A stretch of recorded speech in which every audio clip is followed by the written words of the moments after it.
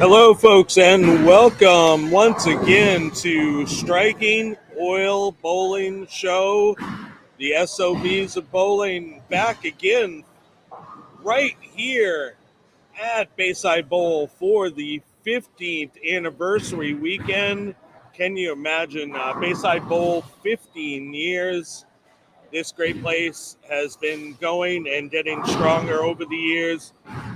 All of us here love Bayside Bowl with all of our hearts, and many of those away do as well, which is why we do this show, to bring it to you in your home, in your business, in your car, in your life. I am King Ding Dong, your host of the Striking Oil Bowling Show, and we are here today for the third round of qualifying. Yes, the third. There was 3 rounds of qualifying. This will be qualifying round 3. Players are in practice right now. And what are they doing? They are practicing for the third round of the 2025 Maine Beer Company 4K right here at Bayside's 15th anniversary party. Sponsored by Maine Beer Company. Do what's right. Thank you so much to them and our other sponsors. We'll get into them as well. But definitely thank you to the Maine Beer Company. You see their logo right on the screen. Nice and simple. I like it. I like it a lot. Maine Beer Company. Do what's right. Check them out. Apparently the lunch beer is a popular selection. I do not drink alcohol. But I'll take people's word for it. I do not. I guess I don't encourage or disencourage. Is that a word? Disencourage. Starting off the stream, discourage. Well, I like disencourage because encourage is a positive word, right? So I don't know. Whatever, however you want to say it. Maine Beer Company, do what's right. Drink responsibly. Yeah. I like that too. Yeah. And do it right here with us at the Striking Oil Bowling Show, right here at Bayside Bowl's 15th anniversary. If you can't make it here, please join the stream, comment in the stream, share the stream, put it up on your big screen. You will not want to miss it. We have PBA Rookie of the Year Nate Purchase here with us today, bowling in this squad. Some big heavy hitters today. Former PBA Jimmy Pritz here in this squad. All sorts of big names in this squad. We had El Nino Bowl yesterday, both squads. I mean, it's pretty exciting. Again, this is just practice. We'll talk about the advancers round as well. How that will look. What we're thinking for the advances round. We got Cousin It in front of us, our boy at the Striking Oil Bowling. He's going to light him up. We've been talking about it, and hopefully he'll have a good day. What? Pretty much. You can even move right to that, I think, on some lanes. Yeah. We got Jeff Purchase checking in. Go Nate Purchase. Thank you, Jeff, for checking in on the stream. Jeff is actually live with us and checking in on the stream. Double duty. Thank you, Jeff. No problem. Can you see, just a quick streaming thing, can you see all of the comments from any of the platforms? From any of the platforms, yeah. So you're watching the Striking Oil Bowling Show live on our Facebook page, on our Striking Oil Bowling Show YouTube channel, or our Twitch stream. So thank you for checking in, and all of your comments from any of those platforms, as Jeff Purchase so nicely just pointed out, will show up, and I will be able to get those right up on the screen for you, so you can join in the party of the Bayside's 15th anniversary. Even if you can't be here, you can be here with us in spirit and in mind. Like Niner checking right in. Are you going live on YouTube? It should be live on YouTube, my friend, on the Striking Oil Bowling Show page. No longer FDDS. So if you're looking for the old page, you will not find it there. You will have to like our new page, Striking Oil Bowling Show on YouTube. Maybe somebody could share the link up in the comments like we did yesterday. And you can go ahead and like that page on YouTube. Also on Twitch, it's a new page as well under the Striking Oil Bowling Show name. Only on Facebook was I able to actually change the name of the show. And I wanted to do that to kind of archive everything on YouTube anyways that we had on there. Honestly, Niner, my idea was to take FDDDS National, have us do it up here and have Frankie do it down there. He decided that he wanted me to rebrand and redo everything, so we went ahead and did that. Thank you, QDD, for sharing that link to our YouTube live channel. Make sure you like, subscribe, and share, no matter the platform that you're on.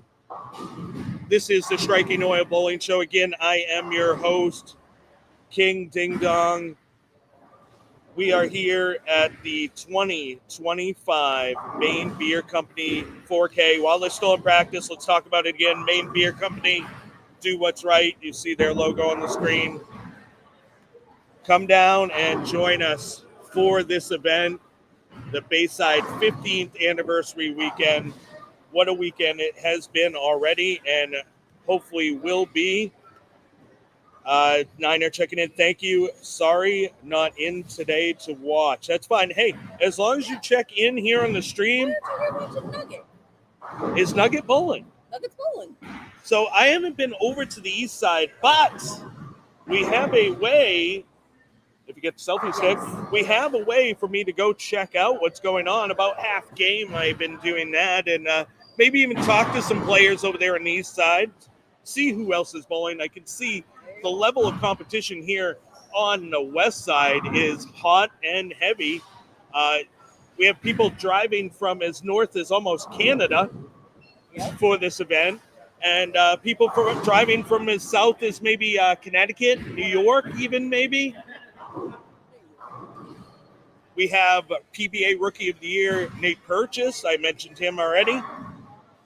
Oh, so Niner checked in. Nugs and Pale are bowling. Yes, they're on the same pair.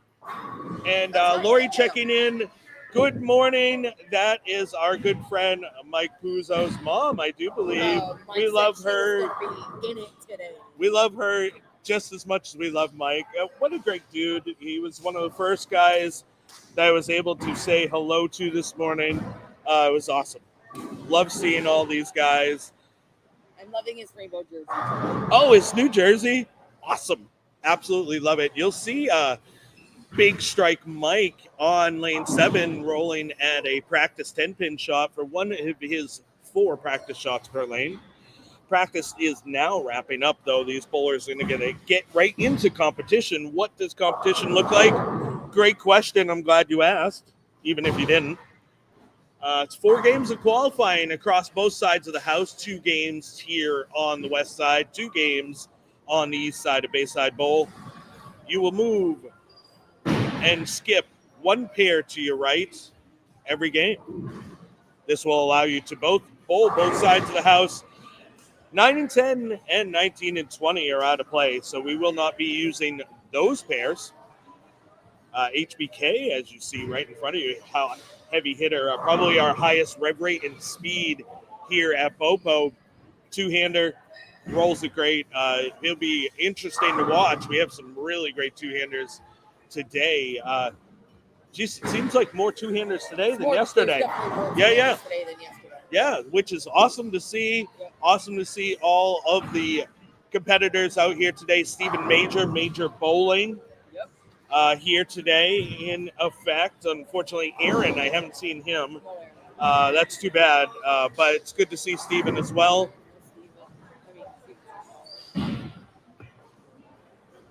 So let's talk, let's give a nod to our sponsors as well while we're at it. Not just Maine Beer Company, of course, we've talked about them, but here at the Striking Oil Bowling Show, one of our major sponsors is Striking Oil Bowling Pro Shop.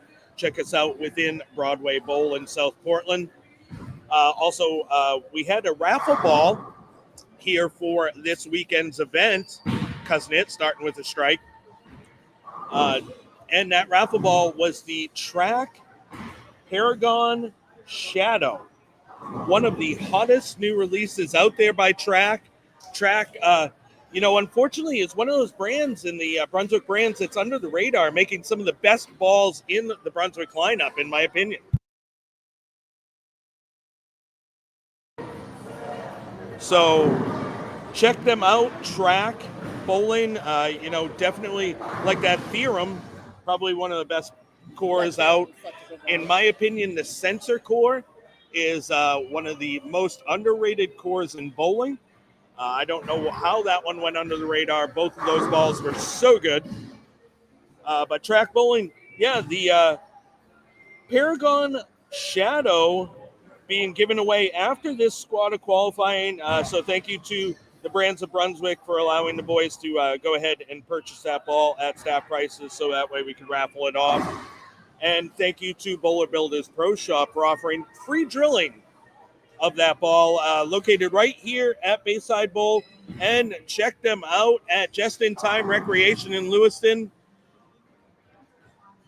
Thank you so much to all of our sponsors.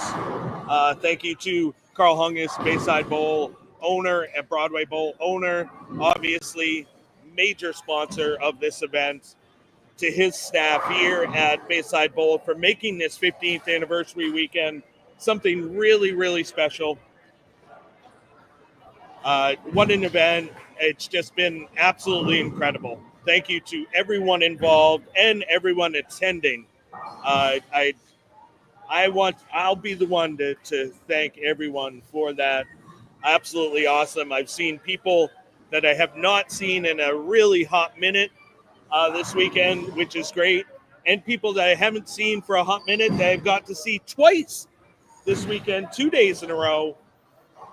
It's just great how an event like this, a community like this, a bowling center like this can bring people like this together.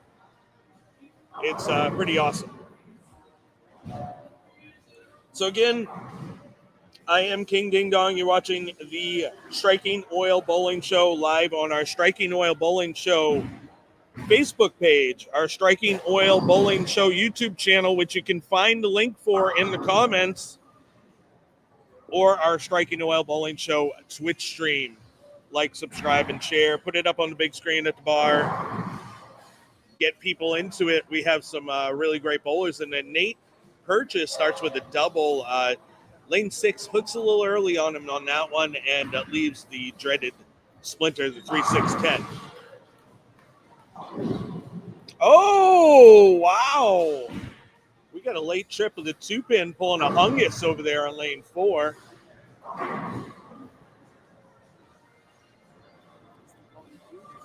Yeah, Hardy, yeah, Stephen Hardy Jr. I wonder, his dad's probably busy running the center today. In Manchester. I told Pooh Bear to put more surface on that ball. Obviously, he did not heed what I had said.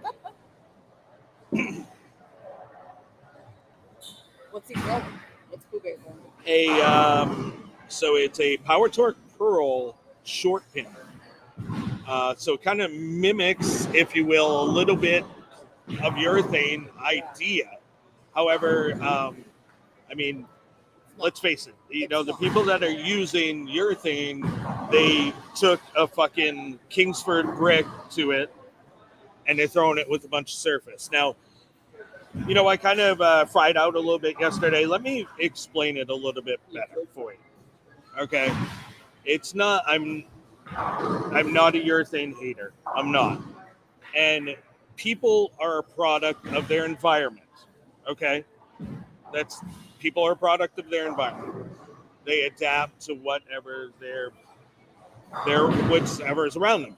So at Striking Oil Bowling, what I do, and that kind of plays into why I build patterns the way I do. Okay, so let's keep that in mind.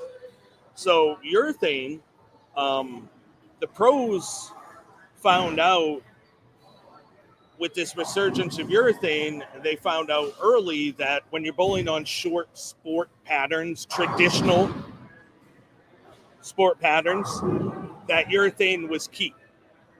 It sees it through the sauce and doesn't overreact in the major amount of hook. You know, you're talking to just under 30 feet of hook on some of these short patterns.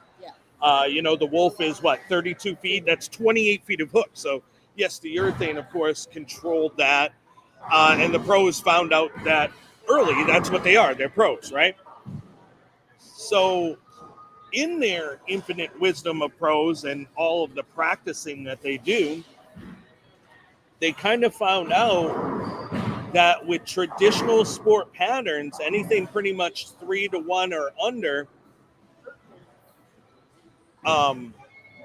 that you can take and sand urethane just with basically a resurfacing pad, not really a pad that you'd normally use to put surface on a bowling ball or change the surface. It's a pad you'd use to resurface a bowling ball to get the nicks out. But they found out that if you take these hard resurfacing pads like 180 grit, 360 grit to urethane, it would make them play on almost any traditional sport pattern.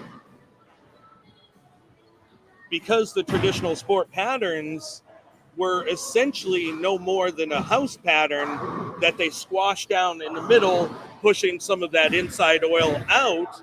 However, still have taper from the middle out, or taper from front to back, allowing the ball to slow down in a natural way. Again, people are a product of their environment. Bowlers are people. So in finding this out, it was kind of like a cheat code for traditional sport patterns was hit your urethane with as much surface as you can. It's a smooth rolling ball anyways. Let's hit it with a bunch of surface to actually get it rolling. Anything with 3-1 should have enough oil outside to be able to keep it from hooking at your feet, and it's definitely not going to overreact in the back. So yes, traditional oil patterns, urethane with surface was the cheat code. Now, these same people that feel that way, also the same people that do not like my patterns, because I build my pattern specifically differently, so that way your ball does not slow down naturally, and you have to create shape with your hand, much like Gary Beck does with Gene Masters. You actually have to create shape, not just by putting a bunch of surface and playing through a pattern that naturally slows down because of the taper. And you know what's really awesome? Those people, they hate my patterns because it doesn't allow the urethane to do that natural slow down progression.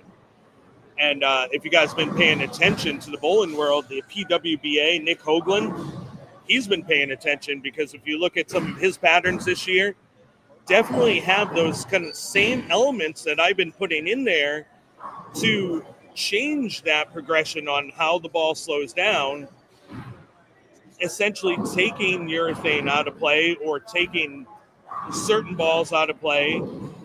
I've been able to force people into certain zones of the lane, which is nothing new with sport patterns, but I've also been able to build sport patterns where people could play anywhere on the lane and still made them very, very hard. So, of course, I love to learn, and I'm always doing research, and the Striking Oil Bowling Pro Shop is kind of a product of that, if you will. The training and research with oil pattern development is always my passion, and is definitely the research that is happening at Broadway Bowl in conjunction with the Striking Oil Bowling Pro Shop. Come check us out over there. Doing lessons, anything you need in the pro shop, we'll be able to help you out. Hey, go get them. We threw a couple shots. We threw a couple with the urethane. Looked okay, but Yep. I know if I didn't keep my speed right, I would pay with that ball. Yeah. Threw my short pin. Looked okay. I settled with my rattler. So You have the original, the solid, the original right? solid rattler. All right. And right in that 5-6 zone. Started with a turkey, so Hey, he's throwing good shots. Yeah, baby. Sunny you D do. checking in. Sunny D now mechanic for Junction Bowl in Gorham, if you're ever out there, check them out. Little maybe hint, Striking Oil Bowling Show, we might be putting on a tournament or two over there as well. Cousin Ed able to parlay a turkey after Strike 9 spare. So, again, that's my thoughts on your thing. On traditional sport patterns, putting surface on it, yes, cheat code, 100%. This is why the industry has, they're forced to move forward in a different way. Again, as I said, people are a product of your environment. Now, if the people are the people building patterns, are seeing a trend where people can find a cheat code for basically all of your patterns, in my opinion, the product of that environment means that you need to change the way you're building patterns, which is what I have done over the last years under the FDDS moniker, now Striking Oil Bowling. Continue to do, and if you're interested in patterns, I have coatings for a lot of great patterns, specifically for a Brunswick machine. So if you do have an Envoy Plus, what have you, we would definitely be able to get you that information. But yeah, that's just my thoughts on it. Yes, urethane, great tool, must have in the bag for any short sport, but not the only tool. Keep in mind, there's reasons why there's different tools in the tool shed, right? And that's what I like to see. I like to see a variety, because everyone throws the ball differently, right? Wouldn't you say everyone throws the ball differently? Absolutely everyone. Everyone in bowling throws the ball differently. So why would we want to see everyone in bowling utilizing the same exact tool? That never made sense to me.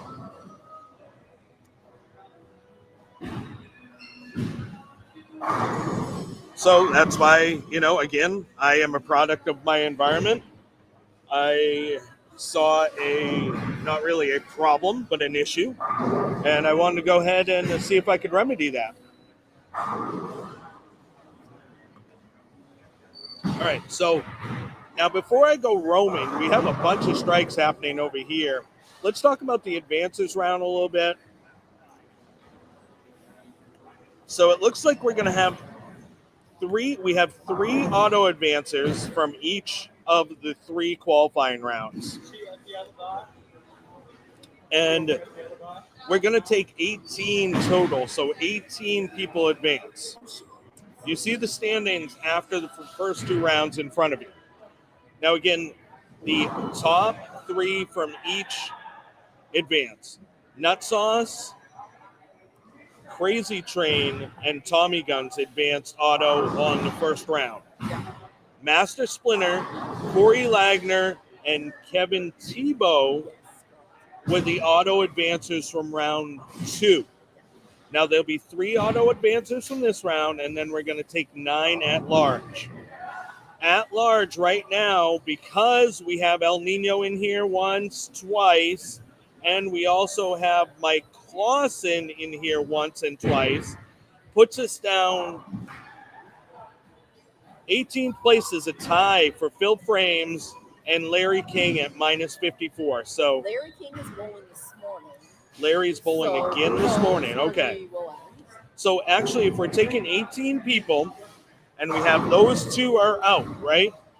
Clausen and Nino. So that pushes us down to 20th, doesn't it? Well, it would put both Phil Frames and Larry King in. So the number might be negative 58, which would be a roll-off between Glossy Mexican and Mike Fortier. However, scores from this round are not in yet, and so those 9 at large could definitely change this round 100%. But that's just an idea of what we're looking at. We're going to take 18 players. How does an 18-player bracket work? Well, that's a great question as well, and we will get into that as well. However, there's other matters I'd like to talk about first. Like this comment coming in from Lori, variety is key. There are 38 bowling balls in my dining room. I believe that. empathize. I don't know if there's a room in my house that don't have 20 or 30 bowling balls in it, or a car in my yard. Actually, the diesel truck, unfortunately, has been the dump It's for holding bowling balls. Yeah, because 30 balls. it's a crew cab truck, and you can't sit in the back seat. And I don't know if you could sit in the passenger seat right now. Yeah, bowling balls. Bowlers love bowling balls, right? And to sell bowling balls, you got to drill bowling balls. So any pro shop operator should agree that to sell them, you got to drill them. You got to know what you're selling. So let's see if I can't get this up and running and see if we can go roam around. I haven't ventured out to see any of the people on the east side, so that would be wonderful.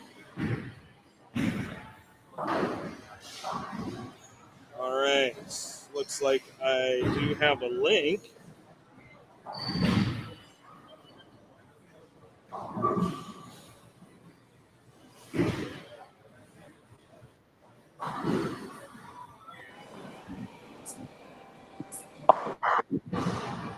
Mute the mic for a minute.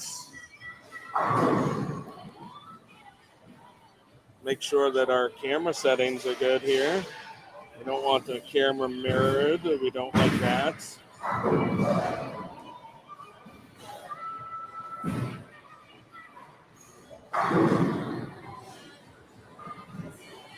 Cousin It throwing another strike after going 9 spare. So he's going along pretty well. Yeah, but as we learned yesterday, transition blows.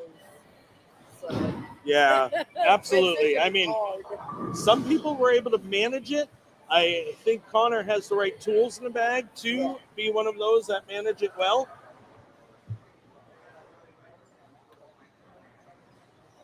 Here, I'm going to leave this here. And I think I'm going to take this sweatshirt off before I go around. It's actually getting pretty humid here in Bayside Bowl today. I was hot. Now it's just getting cold. So. Oh, if you want to wear my sweatshirt, it's right there. All right. If I hold this in my hand, can I use it like a microphone for other people? That's what the test is today. Oh, that's the test today. Yeah. All right. Let's go roam around, people, and see what we can find for you, so that way you can stay with me and the action. Let's come back to this side.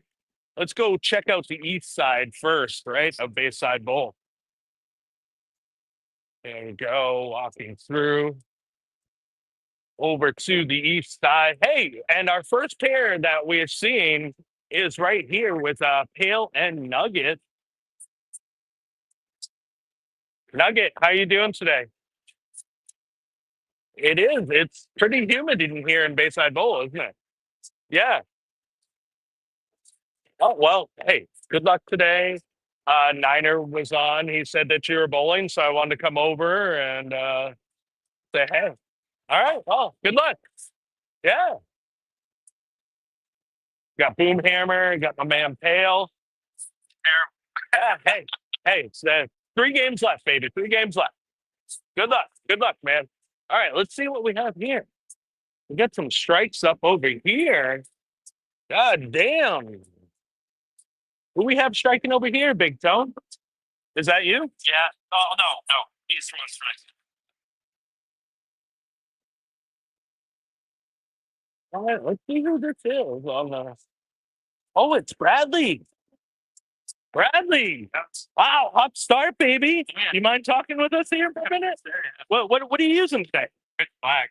Pitch black, yeah. A little bit surface on it. I got 500 on it. Yeah, see, we talked about this already on the show. You know how sanding urethane will work on traditional sport pattern. Yeah. The length of this works pretty well. Yeah. Well, great start. You got strike, 9 spare, and a 6-pack of Maine Beer Company 6-pack. Keep it up, my man. Thank you. All right. Hadley Baybud. Hey, this is a guy I want to talk to right here. My good friend Tim Fry, coach of St. Anselm women's bowling. How you doing, my friend? I'm doing pretty well. How did your season go? Went pretty well this year, huh? Yeah, we tripled our win total. We had a few wins. We're continuing to grow, so I think we're in a good spot.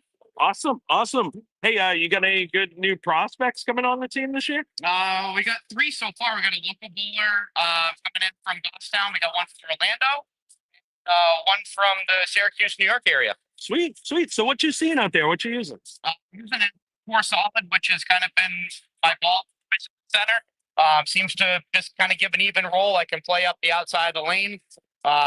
Take some of that under over away on the pattern so far. Right now, it's just about executing shots. A little bit of surface on it? Actually, no, it's that box surface, so a little bit of lane shine. I feel like I got enough ball speed to kind of help get the ball through the lane and then also be able to create a little bit of mist room, especially to the left.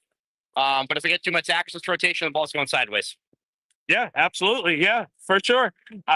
Tim Fry, again, coach of St. Anselm's. Best of luck this coming year, my friend. Have a great summer. I can't wait to see you. You coming down to Dallas, Team Masters? Surprise visit right now, not on my schedule from there, but good luck to all those who are bowling Team Masters. Absolutely great tournament. Same for those getting prepared for Junior Gold. Same thing.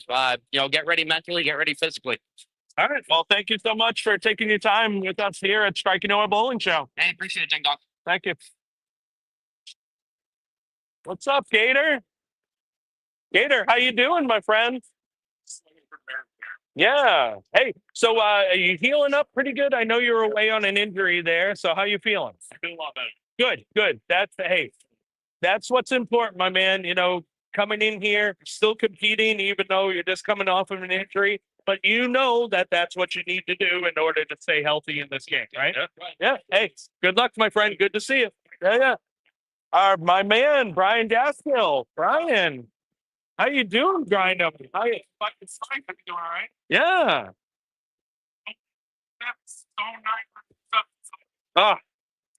All right. Hey, well, it's good to see you. Always good to see you up here. I know our fans love seeing you on camera, so I wanted to take a quick minute to say hey.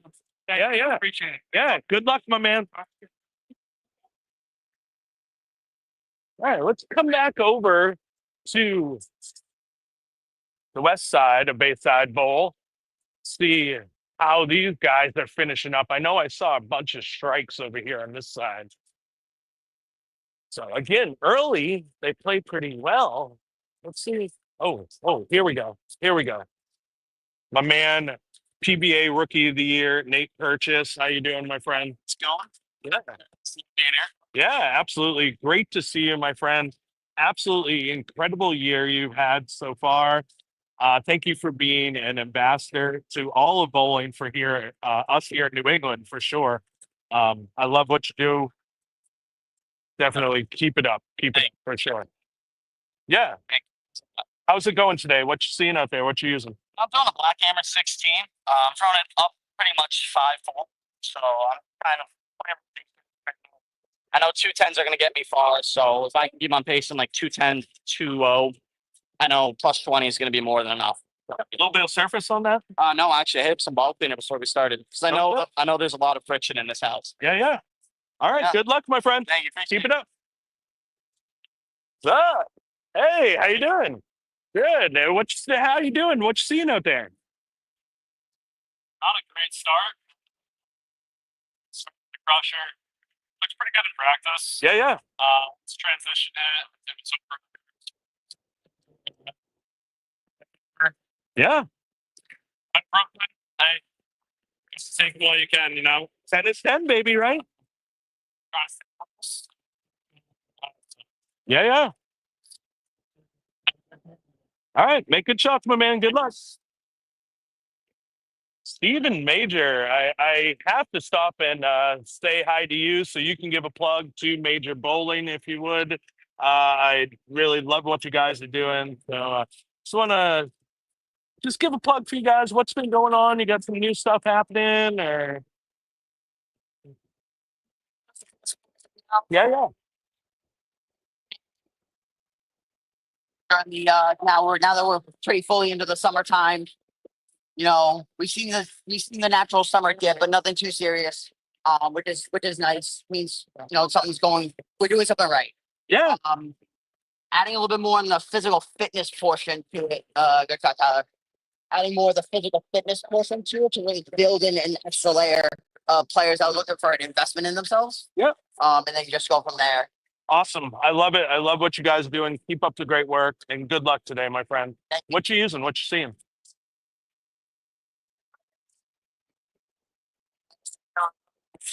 Like 40, a little bit on the side, so it's gonna be a little further right with maybe something cleaner. Saw my solids kind of labor down lane.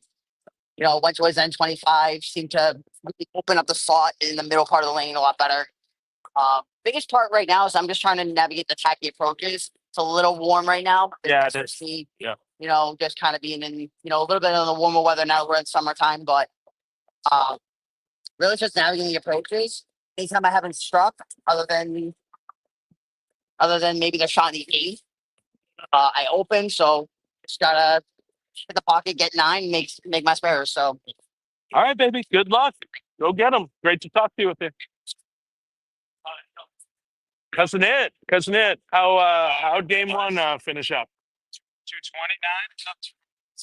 Yeah, you in the purple still? Yeah. Awesome. Hey, good luck. Where are you moving over to? 79. So, classmates.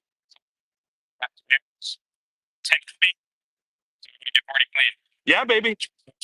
Go get them. All right. So as these people are changing lanes, let's go back into the booth so that way we're not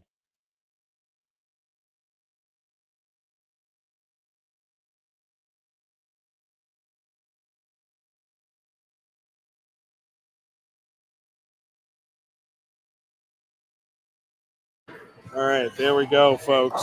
Switch back over. Now we're back on the main mic. Put those away. Scores should be pouring in. Let's check what we got. Comment. Oh, Nesquik checking in on the comments. Let's go, boom. Let's go, Tony Macmillions. Max Millions. I like to call him the Max Millions, baby. So again, scores are going to be starting to pour in here soon. We're going to filter it down to just this block, if we can. I know when we were over there. Okay, scores are in. We're going to get them up. We already have. No. Wait, we still have people bowling. So how the fuck are all scores are in? Those guys aren't in yet. Oh, are we adding the people in at the same time? Huh. All right. Well, let's just hold off a second because we do still have 7 and 8 finishing up. So at least one pair is still finishing up. We'll hold off on scores for a minute, but we will get those up for you on your screen. So that way you can see how it's going here in qualifying round 3 of the 2025 Maine Beer Company 4K. Maine Beer Company, do what's right. So one thing that we hadn't talked about yet today that we are going to talk about right now, what are we bowling on?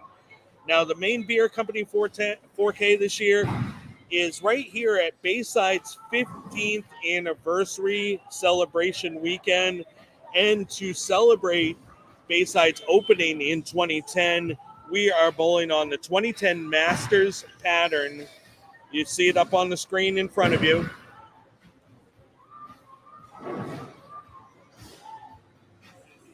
'10 Masters. Traditional style sport pattern like we talked about, kind of just squishing down the house patterns in the middle, allowing for front to back taper. There is a little bit of buff zone, which does increase the difficulty a little bit on this pattern. Definitely one of those patterns where you needed to be pretty accurate. If you a bad misses were definitely they definitely got you in trouble. Let's say that for sure. But it allowed for some high scoring, especially we saw in game one in some players, and then some players as the transition went got a little bit stronger. So we'll see how this field fares as far as that goes. But 2010 Masters, what we're bowling on in glory of 2010 being the inception, the first year of opening here of Bayside Bowl.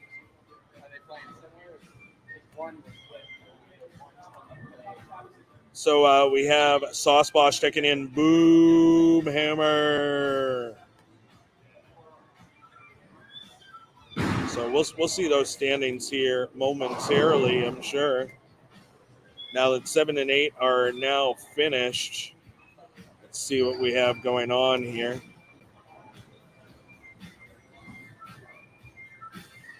Okay, so we have 32 players. I believe that's the entire field, right? Let's see. Oh, Bradley had a 237.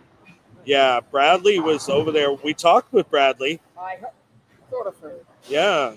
Yeah. He was over there rolling really, really well. All right, so let's go ahead and get these scores up on the screen for you here.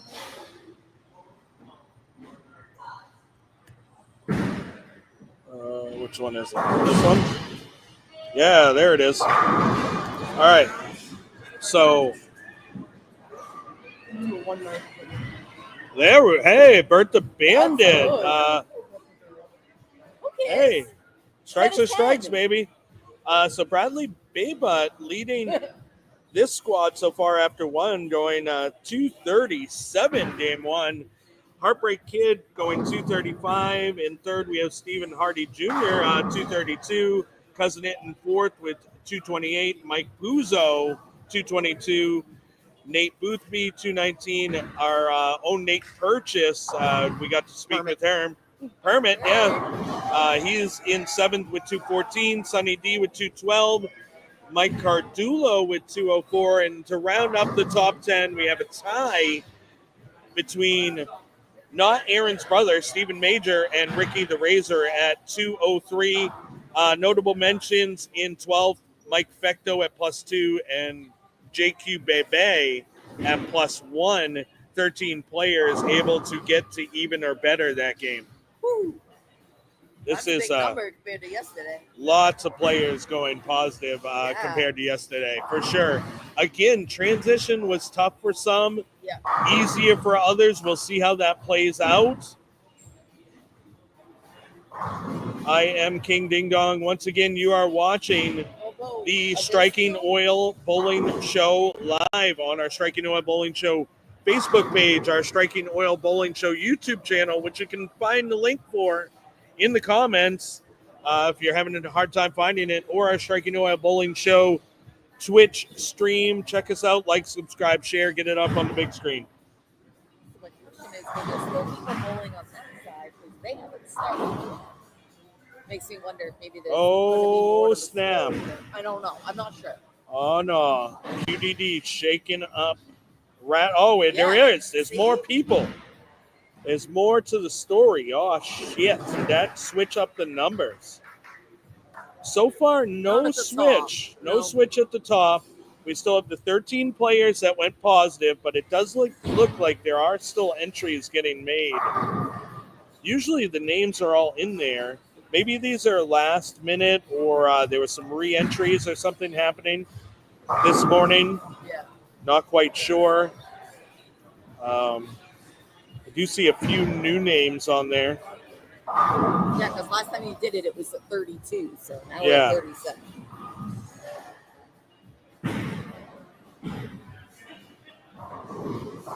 All right, so one of the tournament directors, Nutsauce, is over here giving Bert the Bandit hell. So I'm assuming maybe now all the scores are in. Okay, now all the scores are in. Still only 13 players in the positive. Those are the players that we're looking at right now. Sorry, players underneath positive. We'll look at you if you get to positive or get it close to the number. Yeah, no change in the top. Right now, that number of 58, we have 31 players that are above that. So that at-large number is definitely still out there. No use looking at the combined because none of these players will be on there yet, only having one game of score. So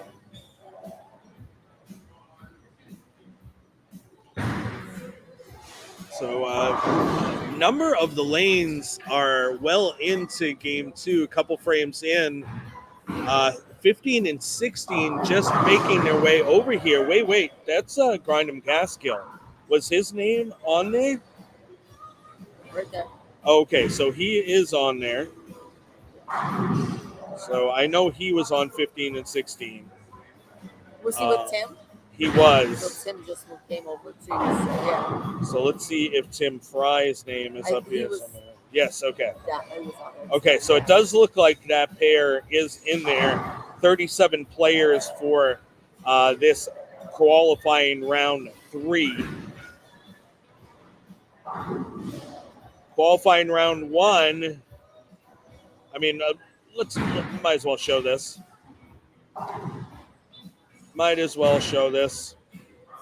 Let's get rid of the ad though. So qualifying round 1, again, Nut Sauce was your leader by a mile, going plus 104. No one else has even come close to the plus 104 number yet. Round 1 featured 33 bowlers. Yesterday at 9 a.m. was the start. Round 2, the start was at noon, and it was promptly at noon after re-oil. Really impressive how the staff here was able to turn them over and get them going for that next round. Whoops, sorry, wrong filter. QDD probably yelling at me because I did not use my only my filter. I used an all filter. Work jokes. Master Splinter led round 2 at plus 74. We had 23 bowlers in that round. So what's that up to? 56 bowlers so far. 37 bowlers this round would make a total of 93 bowlers, right? That's what Sonny said, yeah. All right. So let's filter it back to this round only. Again, we only have one game in there so far. Bradley Baybutt in the lead after 1. We talked with him. He was bowling really well. We'll see how the transition hits for him. Yeah, using the pitch black at 500. I mean, we talked about it earlier in the show. I don't talk about things just because I like to sound cool. I talk about things because I'm an lane oil nerd. That's my passion. I love lane oil and the characteristics, what you can do with it to manipulate certain things. So, hey, we talked about it. It's no surprise that that is what's working. Cousin Ed only got to 228. Not a terrible game, but I'm sure he had an open in there shooting a number like that. Again, using urethane resurface. Now, I know that Master Splinter used urethane resurface. I know that Nut Sauce used a Troublemaker solid with surface, though. So it was interesting to see a bowler like Stephen Major saying that he needed something cleaner, just because he's definitely an interesting mind in the game and definitely sees the game very well. So, but again, transition. Maybe Steven has the key to the transition using the cleaner balls. I'm not sure. Time will tell. Time will tell right here on the Striking Oil Bowling Show. I am King Ding Dong. You're watching on our Striking Oil Bowling Show Facebook page, our YouTube channel, or our Twitch stream. Like, subscribe, share, check it out. Get in here in the comments. We love hearing comments from all of you fans and of all of the bowlers out here. Why the hell is this so small right now?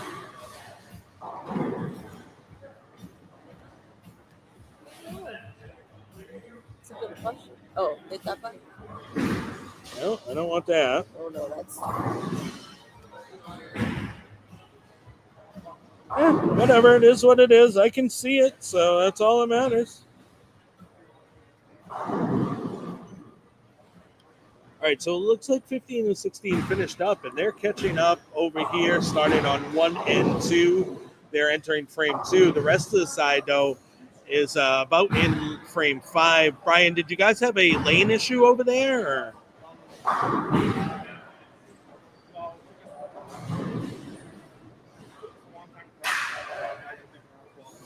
Oh, okay. All right. I mean, you're only a few frames behind. I was just wondering if you guys had trouble on that pair.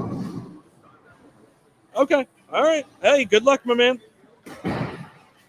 Thank you to Grindham Gaskill for that report. It looks like HBK second in the field for this this qualifying round 3, also using purple with surface. 5 and 6. Transition definitely hitting. I saw that transition Definitely is hit hitting 5 and 6. Cousin Id as well. Transition is hitting everyone on this side except for 1 and 2, who doesn't look too bad. But they're just starting out. We do have a player on 7 and 8 that started spare triple. No, open. Sorry, open triple.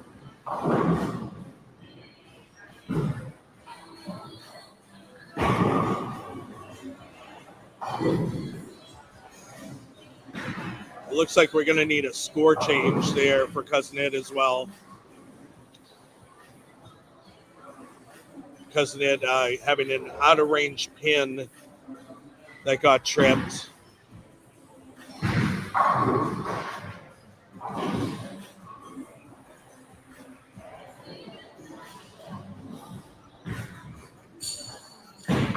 Ugly split over there on lane 8. Carl Hungus crossing over, not able to get the 10 pin out though. Our Larry King. He's back. For more. He's back. Back for more torture. Last chance, Larry. This is his last chance right here. Qualifying round 3 is your last chance to get into the advancers round. Again, we're taking 3 automatic bids from each qualifying round and then 9 at large. Now, so we talked about this earlier. I told you I was going to go through it. How does an 18-player bracket work? It doesn't. Well, and that's the answer. It doesn't work. So the way we're going to figure it out is there's going to be a match between 15 and 18, and then 16th seed and 17th seed are also going to have a match for the 15th and 16th spot in a 16-player bracket. Now that match is going to be a 2-game. That's going to be a 2-game match. And then that first round of 16 will also be a 2-game match. After that, it's 1-game matches until we crown a winner here at the Maine Beer Company 4K. Maine Beer Company, do what's right here live from our Bayside 15th anniversary weekend. With the real. Yes, there will be a re-oil. There'll be a re-oil before the 15, 18, 16, 17 match. And I believe that'll be the last re-oil of the tournament. Yes. I'm telling you, 1 and 2 are nice. So, they were yesterday. Grindham Gaskill starting with a turkey. He's looking pretty good over there. That ball on 1 absolutely packed the pocket. Now you say 1 and 2 are hot, but I mean, look at some of the players you get. You got Brian Gaskill, Well, that's Tim Fry up on 1 right now. Oh, looks like he's not firing it too hard. He's rolling the theorem. That looked like the theorem, baby. That was a nice strike on 1. He loves that ball. you should love that ball. I mean, yeah, it's definitely, That's the ball. that was probably the best ball out of the Brands of Brunswick factories by far that year, by leaps and bounds. Again, how that didn't put track more on the map than it did, I'm not sure. How the sensor got overlooked, or the sensor solid got overlooked, and how did you never make a sensor hybrid? Why did you not make a sensor hybrid? I mean, you messed around with all these other ones, the Paragon, the Archetype, you know, then you made the Cypher. Not saying that's a bad ball, but the sensors, most underrated core in the Brands of Brunswick, 100%.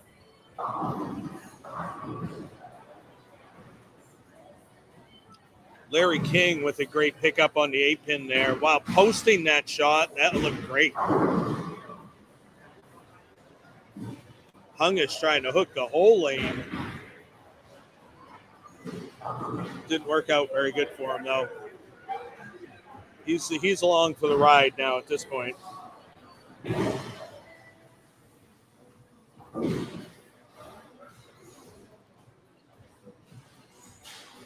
Oh, I think it's because of this.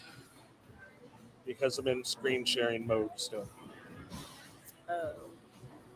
Which is fine.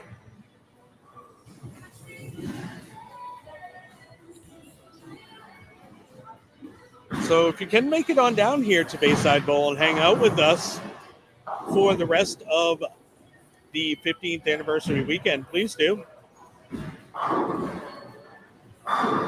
HBK still piping it up the gutter with the surface urethane. That was a good strike.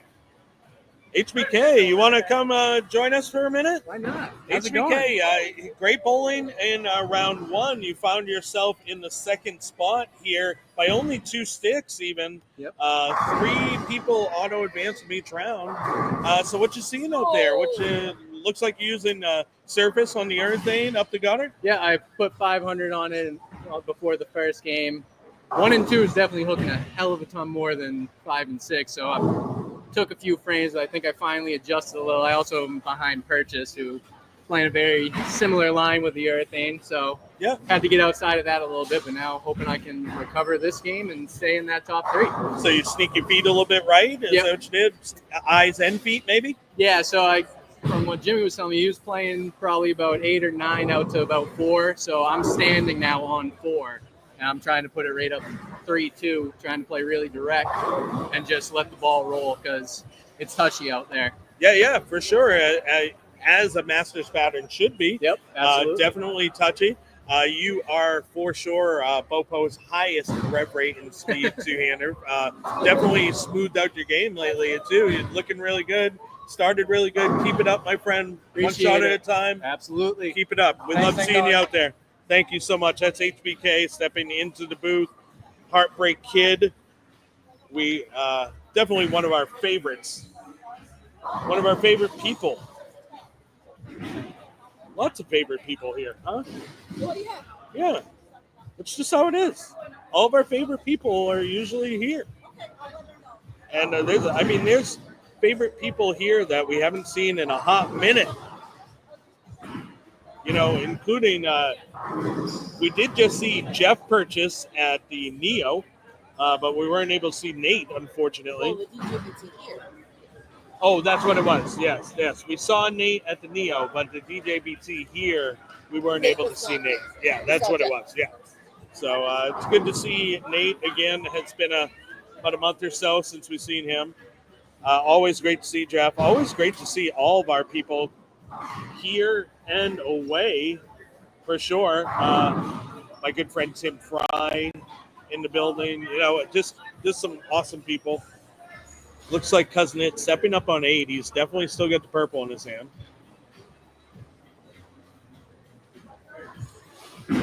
Jimmy Pritch using surface up the gutter. That looks like a black 78.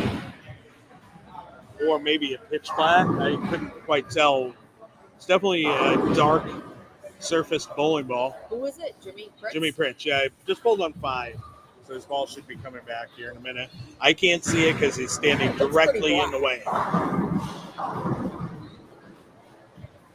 It looks black when it came out of the return. Yeah, just not sure if it's got a white pin or a green pin. Yeah.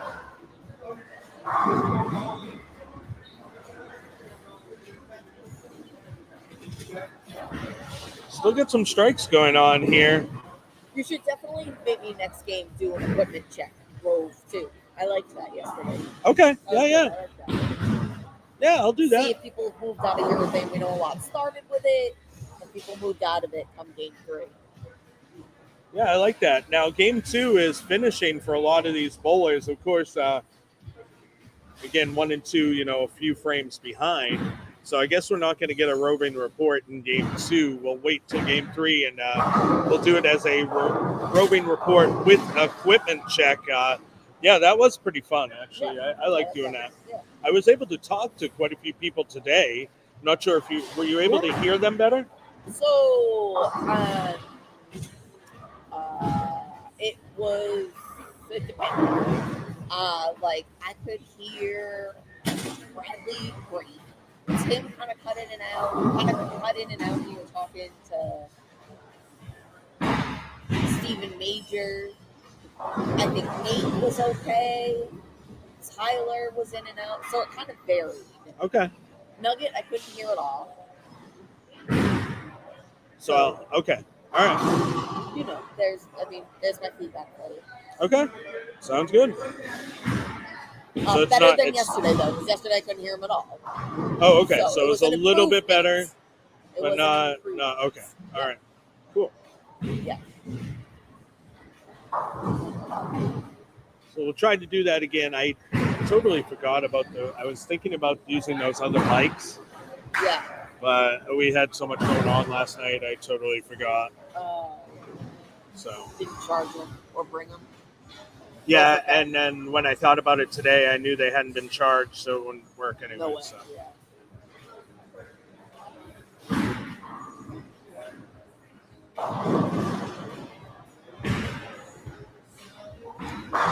Woo! Grindham Gaskill. He started with a 4-bagger, 8-spare strike. Going pretty good in this game, too. Larry King able to throw a strike in his fill ball in lane 4. Oh, no. HBK with a split. Big one. Meanwhile, at the same time, Cousin It tripping the 4-9.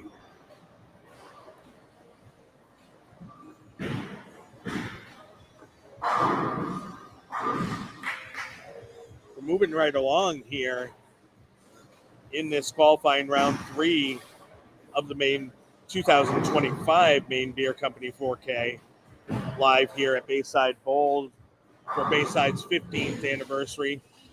Again, we're bowling on the 2010 Masters pattern. You see it up on the screen in front of you now. 2010 Masters pattern because 2010 was the year that Bayside opened.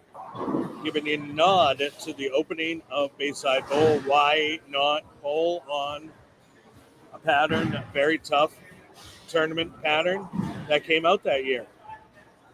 Makes sense, right? Makes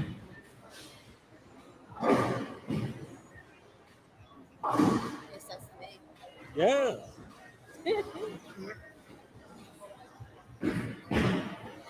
So again, I am King Ding Dong. You're watching the Striking Oil Bowling Show. Continue to watch. We're going to finish up this qualifying round 3. We're about halfway through for a lot of the competitors. And then after that, we will be having the advances round. We're going to kill this feed after this qualifying round 3. Start a new feed. All of it will be here on the west side of Bayside Bowl for the advances round all the way to the finals, where we crown a winner of this weekend event, the 2025 Maine Beer Company 4K.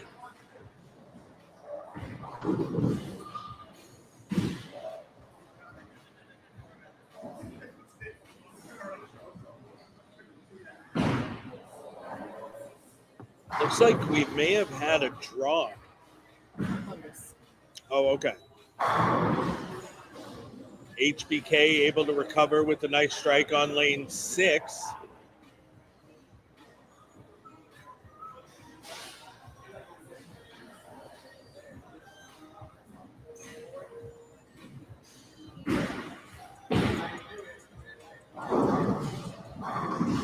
Check out the standings here. I know that obviously not all the bowlers are in, but I just want to get a sneak peek. Ooh, here's a little hint for you guys. Nate Purchase's game 2's already in, and it was good. Really fucking good.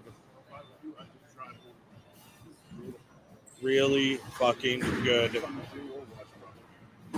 He might have just catapulted himself to the top of the leaderboard.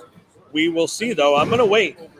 If you guys have access to Tournament Bowl and you guys are looking, you can look. But I'm going to hold out for a little bit of suspense for y'all.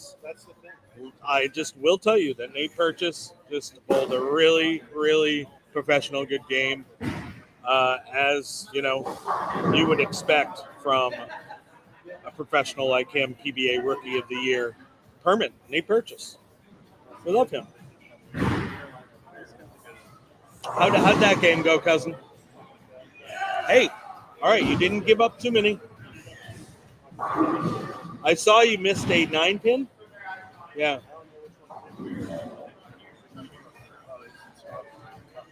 Hey, all right. If you only give up those 11 today, then that's good. You still in the purple? Yeah? But you got a little bit of lane shine on it already. And then you're moving to 17 and 18, so remember 18's going to go on you.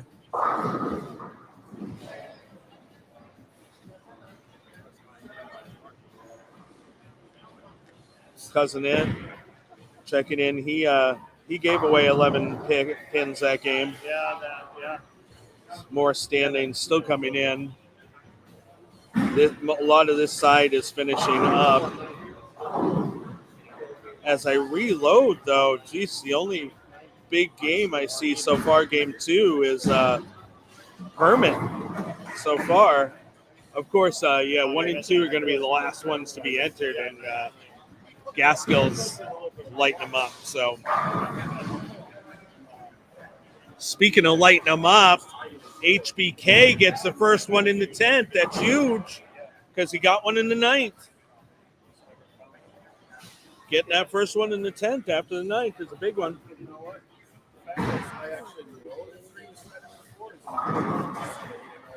Nice. Now, you know what? All of the people that didn't show up for this tournament, it was a $100 entry for 4K winner to the winner.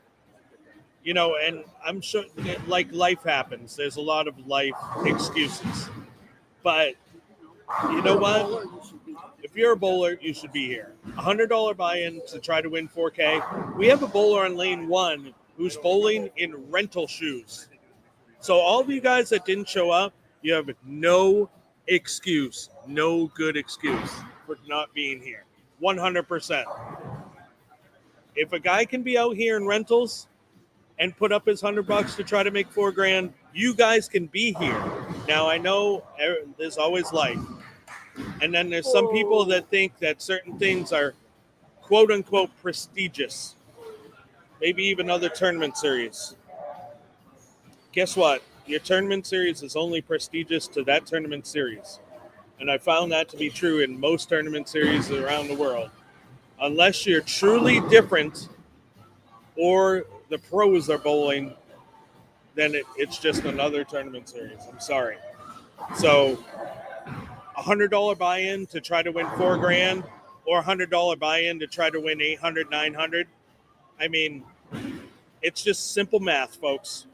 And you guys should be used to math because we're bowlers. That's all we do is math. Right? Am I wrong? Well, Am I wrong? Well, the 20-year-olds don't know how to keep score because we That's have the fair. automatic Okay. scoring. Yeah, Other yeah. than that, you're right. So are you saying that they didn't spend their weekends in front of a hot screen with a wax pencil in their hand Not making dollars to buy bowling balls? not 20 and 30-year-olds. No. Oh, okay. Maybe I did. Oh, yes. I went to a absolutely. local tournament and I would spend all 8 hours there, and I just had a little tip jar, and everybody would give me $1, so Yeah. I made $10 a game. Yep. And then the next weekend you bought your new bowling ball. Oh, well, that's a different story. yeah. But yeah, so $100 buy-in for 4K to the winner. I'm surprised we didn't have this thing filled in an instant, but it is what it is. Hey, it is what it is. So we have some great competitors out here for sure, and I have fun watching the competitors no matter who they are. So come on out. And you know what? If that guy makes a cut in house shoes, he should make double his money.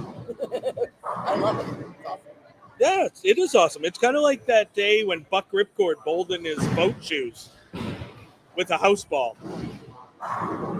That was during like an all-star tournament or And something. he probably still made it. Oh, Probably and still I'm sure he fucking did great. I mean, the greats will always rise to the top.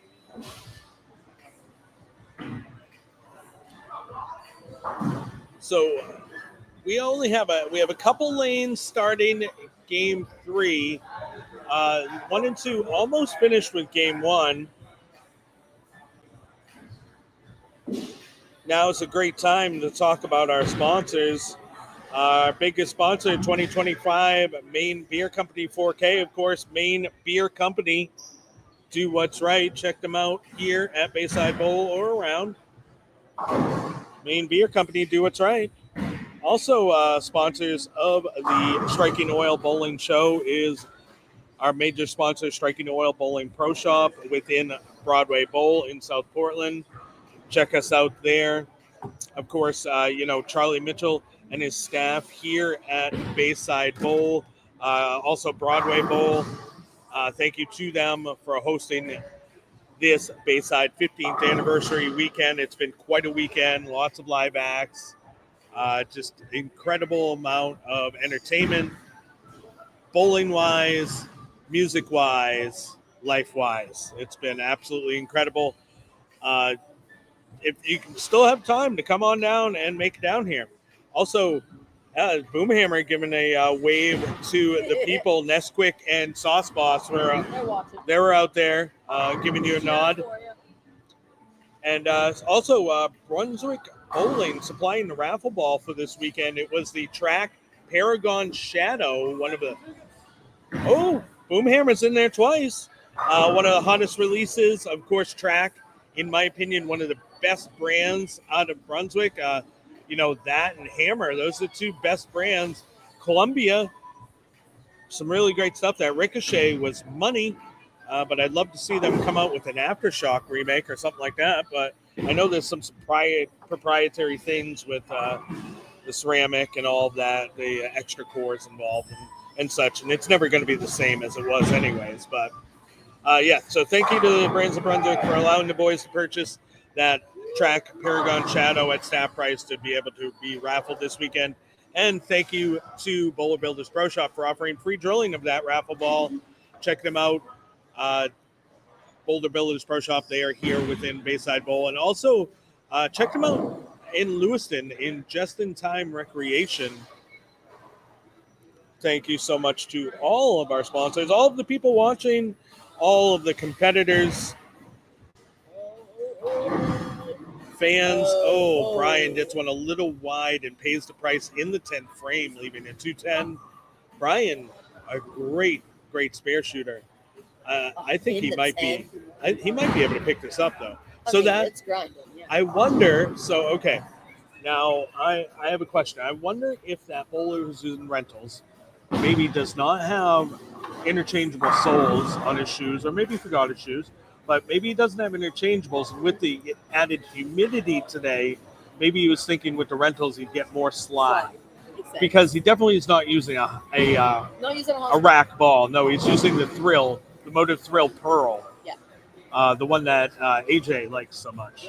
Yeah. So I mean, it's not like he's using a lane ball and lane shoes. So maybe it's just the case that his shoes were too tacky.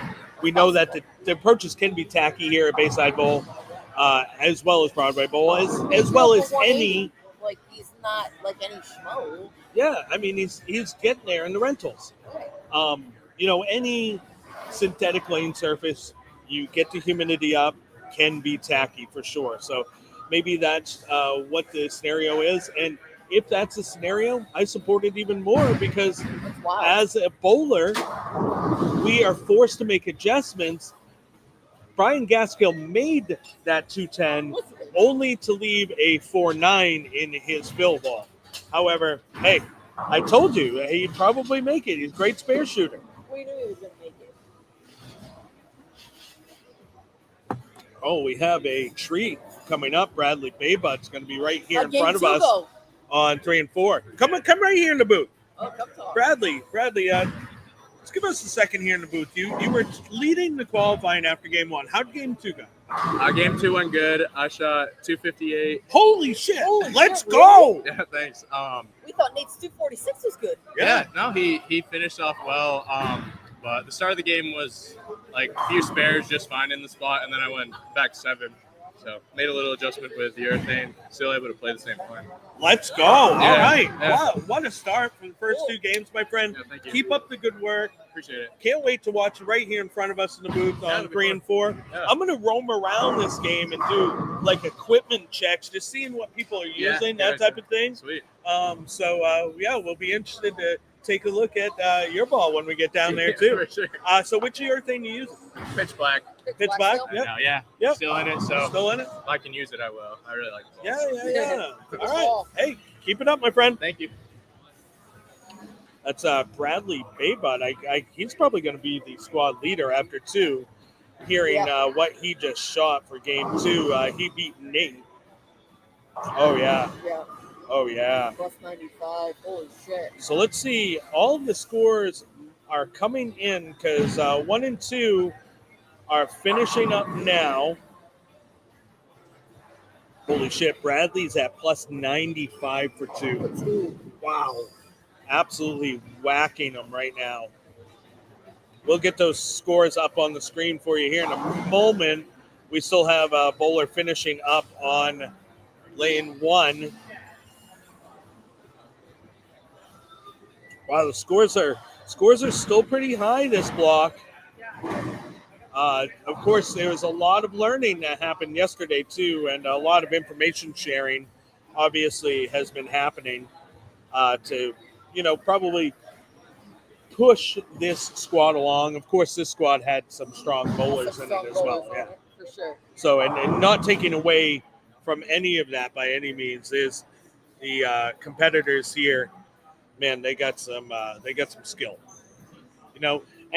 but here's the deal: they're putting in the time too. They're putting in. It's not like King Ding Dong here talking at you here on the mic. I'm like a 3-game-a-week guy who has a bunch of bowling IQ, and my bowling IQ is what helps me get to where I am. I'm not. Admittedly, not putting in the time because I'm usually in the pro shop or whatever. Doing the stuff there. So, again, check us out at Broadway Bowl Striking Oil Bowling Pro Shop. This is kind of our kickoff weekend, if you will, for us too. It's interesting how our anniversary will line up with Bayside's anniversary. I love that. I also love the fact that I got to see El Nino for the first time in like 2 months. Missed that guy, but really happy for him and his family with the opportunity they've been given. Opportunity breeds opportunity, and you got to kind of jump on it now at this point in our life.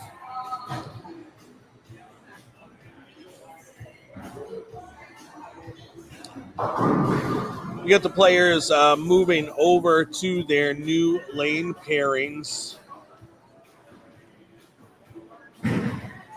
So let's see if the standings are complete here. We'll talk about those, and then I'm going to go walk around. Okay, it does look like all 37 competitors' scores are in. Let's line it up for us, and then we'll get it up on the screen here. There it is. After 2 games, Bradley Baybutt sticks in the lead, plus 95 for 2. Nate Purchase sneaks up into the second slot with that huge 246 game and plus 60. Stephen Hardy, I believe, stays in the third spot. That's where he was, plus 26. 4th spot, HBK, plus 22. Cousin Ant in the 5th hole at plus 17. Brian Gaskill, plus 8. Big Strike Mike Puzo, plus 6. And Nate Boothby at plus 3. We're down to 8 bowlers at even or better. 9th place, JQ Bebe at minus 10. And in 10th place, Mike Fecto at minus 11. Big lefty. Big lefty. Weren't we calling him Country Strong? Wasn't his name Country Strong? Might have been. I'll have to ask him. But there you have it, folks. All of the bowler scores are in.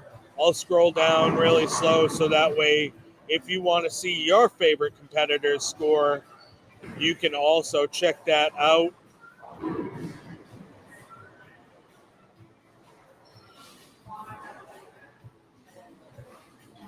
All right, there you have it, folks. All 37 competitors' scores are in for Game 2 here in the 2025 Maine Beer Company 4K. Live from Bayside's 15th anniversary Bayside Bowl. Thank you guys for watching. I am King Ding Dong here on the Striking Oil Bowling Show. You're watching live on our Striking Oil Bowling Show Facebook page, Striking Oil Bowling Show YouTube channel, or our Striking Oil Bowling Show Twitch stream. Like, subscribe, share, get in here in the comments. Support your favorite player. Those guys are already freaking sick. All right, so let me go ahead and I'm going to go around and start looking at some equipment that players might be using. What happened to my camera here? Sorry. It's had a moment.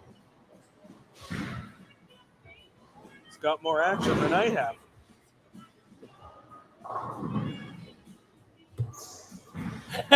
Whoa! Wait a second. Here in the booth. Oh, made it. Yeah. How you doing? Bass to Mouth, our one of our newest, yes, partner here at the Striking Oil Bowling Show. Bass to Mouth, the experience that you're going to bring to the show is going to be awesome. I cannot wait for you to join the team. Well, you have joined the team. I can't wait to just have you do more with the stream here. I know that yesterday you had to go work over at Broadway. Yeah. You know what? I love Broadway. I do too, so much. So yesterday was a wonderful day to spend down on the water. Absolutely. It was one of the best days I think we've had so far, and we're actually due for another one. It wanted to rain this morning, but I think it's going to break here, and we're doing a lot of great 15th anniversary stuff, and Broadway is looking good as well this afternoon, but it's been a crazy morning. I am holding on to my 781 right now with bated breath. We're on the line right now. We're very on the border, but so many good bowlers this morning. There's lots of good players this morning, yeah. So are you going to be hanging out in the booth for a minute? Yeah, I'll stick around here for a bit. All right, you cool. walk around? Cool. I'm going to walk around and do an equipment check. I should be able to hear you, so we could talk together if you'd like. Oh, yeah. And I'm going to turn my mic on, but I'm going to go ahead and get away from this mic so we don't have any cross.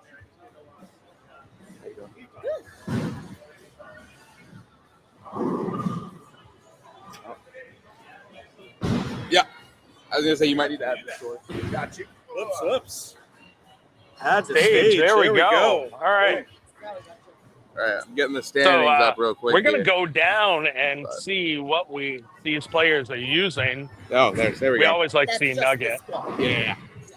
She even gave us a wink. How awesome A is lot that? of big numbers. Looks like So, 8 Kale, over I can right see now, Kale's which means that plastic if he's ball. hold, Let's see what we got I'm going on here. super Looks like a gone. pit I'm super bull with gone some here, but surface. Bradley We got Babe at Mindset with some surface. 95 and he's on U78 with 3 some and 4 surface. right Ricky the now. Razor, I believe, as I'm utilizing the new blue hammer. I'm Let's check 15 out a minutes shot in from this Ricky morning, here. so I haven't familiarized with everything, but a lot of good bowlers. Playing right up On the this pair, ditch. Is especially going to make it there. my guy, Tony Oh, just a McMillan, little light 10 stroker, pin. Move here on to 3 and shooting 4. a 7-pin Here's here the on lane leader's 3. ball right there, that pitch black. We got an Optimum Idol solid with some That one is surface. going to drag, and there's We have been a lot here- of that. And people that have struggled has really been Ooh, a mix. We got a opposite couple side spare. of those Usually, if you're a righty, pitch it's a 10 blacks pin, on the lefty, it's a ship. 7-pin. But Got a you've seen a lot of reality struggle with with some the opposite, surface. exactly where that ball is hooking up Ooh, into. great strike. In Nice that shot. last 15, 20 feet. So, All right, let's see what we have here on Purchase lane plus 5. We got a 60, kind of variety expect of that ball out of balls. him.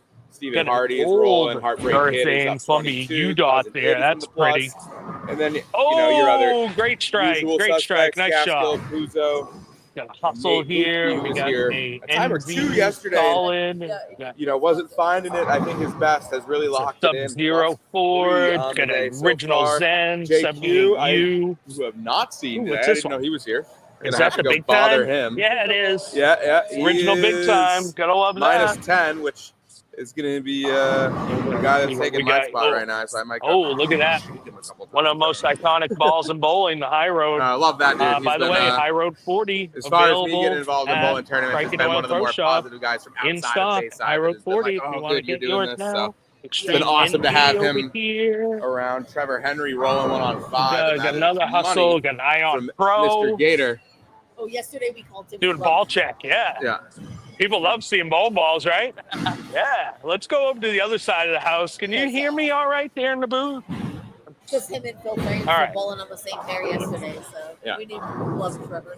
Go over here and see what we have. Oh, our next pair is going to feature Well, HBK. We know what that is HBK is true. I'm using. not gonna He sit here was and be using like, the that's, purple. So let's see what we got going on here. Bert the Bandit going at the There's still 2-8. time. How are you sitting? Trying to hook the lane. Yeah. Oh, it doesn't quite get there, unfortunately.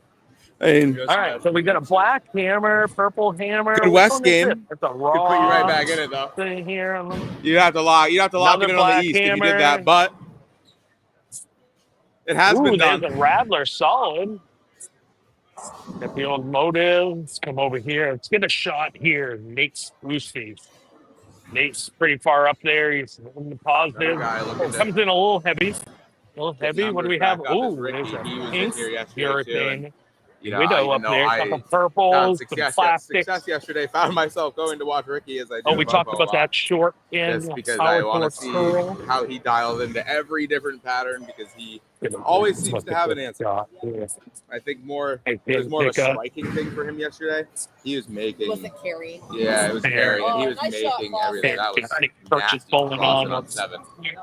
Okay, Scorpion low flare with some stunning on it. Yeah. We got a Black Widow. People love seeing bowl balls. I got one you haven't seen in a while. That's the other thing old is, everyone that's Cyclops, wow. in these spots I right gotta now, tell you, either that's on a the bubble gem. or This was qualified, an has made underrated that bowl tough ball shot for at sure. one Kind of point or fell another. under the weather with the COVID. Boston was, I think that is a. Yeah. That was the 9 pin to go with the right side Oh row. yeah, so that's one of the most brittle plastics my ever math made. brain, Yeah. Yeah. What else do we have here? Ooh, Hammer Effects Tour. 3, 6, 8, 10. Numbers, shot not of numbering both here Pinto. on the striking oil show this morning. Shot. Oh shit. Lawson making that tough shot. A lot of people making Get the ones good you 9 got on it. Good 9. Big strike, Mike. Throwing the 4-pin around. Junior here, I think he was here Nice yesterday shot, as well big for a strike, bit. Mike. Let's go. Good start for him. He's going to double work. Let's see what we have Good mix here. of re-entries, and then the guys that we mentioned from out of We the got area. 1025, Roshar, IQ Good 78, shot there from Ricky. So Uzo using a primal rage. Yeah, there we go. Good look at the equipment reinforced being cut. used today by our bowlers here in Some real qualifying talent up round on it. 3. That one gonna get a Brooklyn The Maine beer company. slide out there. 4K. trouble on 6 and 8-10. Let's make our way back to the booth here. About halfway One of through my game 3. favorite bowlers in the building, Paul Gorman, aka See if we Pale, have here anyone on lane scoring 1. really He well. found himself in the 2s last game on the east, so he's come over for his 2 on the west, where he likes it a lot more. Pale getting his first ever brick on this side a few weeks ago.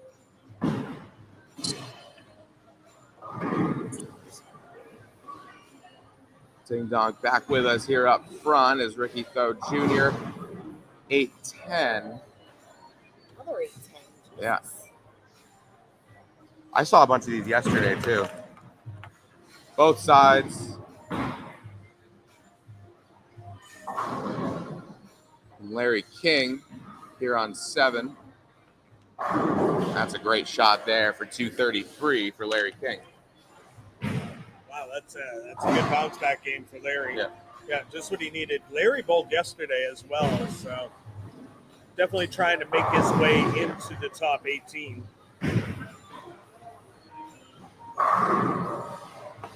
It's going to be a battle. Where was Larry sitting after 2? It's not very high, so yeah, he's It's going to be minus 48. So another game like that will put him in the question marks, I think. But I think it will. Yeah, he's definitely going to have to pull out another good one for sure, though. Yeah.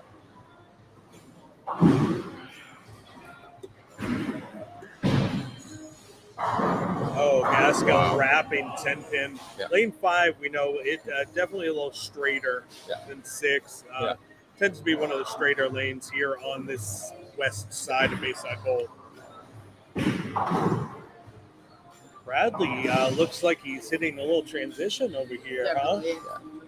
Yeah, 5 and 6 can sometimes be your best friend, but sometimes it shows up as the mean little brother of 1 and 2. For sure. Which is also a known troublemaker, lane 1. Lane 1 outhooks the building for sure. Lane 2, well, so there's been like a couple patterns where we were able to kind of even them out, 1 and 2. And we even had one pattern where lane 2 was outhooking lane 1, but that was after the 4 games of qualifying and we were into the advances round at that point. Yeah. So the transition is what made that happen. So we got some comments rolling in here. Niner saying you guys are speaking at. Oh, okay. Yeah. Well, we were speaking at the same time. No, I didn't. Whoops. That's my bad. That happened. Yeah. That happened. It happens. You guys got to see balls at least. Even if you couldn't hear me talking about balls, you guys got to see. There was a lot of urethane out there. Lots of. Saw some plastic out there on a couple first balls. Urethane? Lots of urethane. Definitely a lot of plastic. A lot of players opting with spare balls this weekend. I don't use the spare ball at all. So, but definitely a lot of players opting to utilize spare balls this weekend. Yeah. We did see some more controlled balls out there as well. Stuff like the NB Tours, things to that nature with a little bit less flare, like Scorpion low flare. But we actually saw that one had some shine on it, not even surfaced up. We did see a couple Zens out there. Of course, a couple big ASIMs as well, like the Reality, something that's going to just roll forward instantly. But yeah, definitely a lot of urethane. And just like we talked about earlier, again, for traditional sport type patterns, urethane with surface was kind of that cheat code, if you will, for that. And that's why Striking Oil Bowling, we are researching on how to make sport patterns even a little bit more interesting. Brian Gaskell getting the 10 to go out on 6. Yeah, he's not playing around right now. He's had a great day so far and probably is going to be in the running for one of those automatic spots.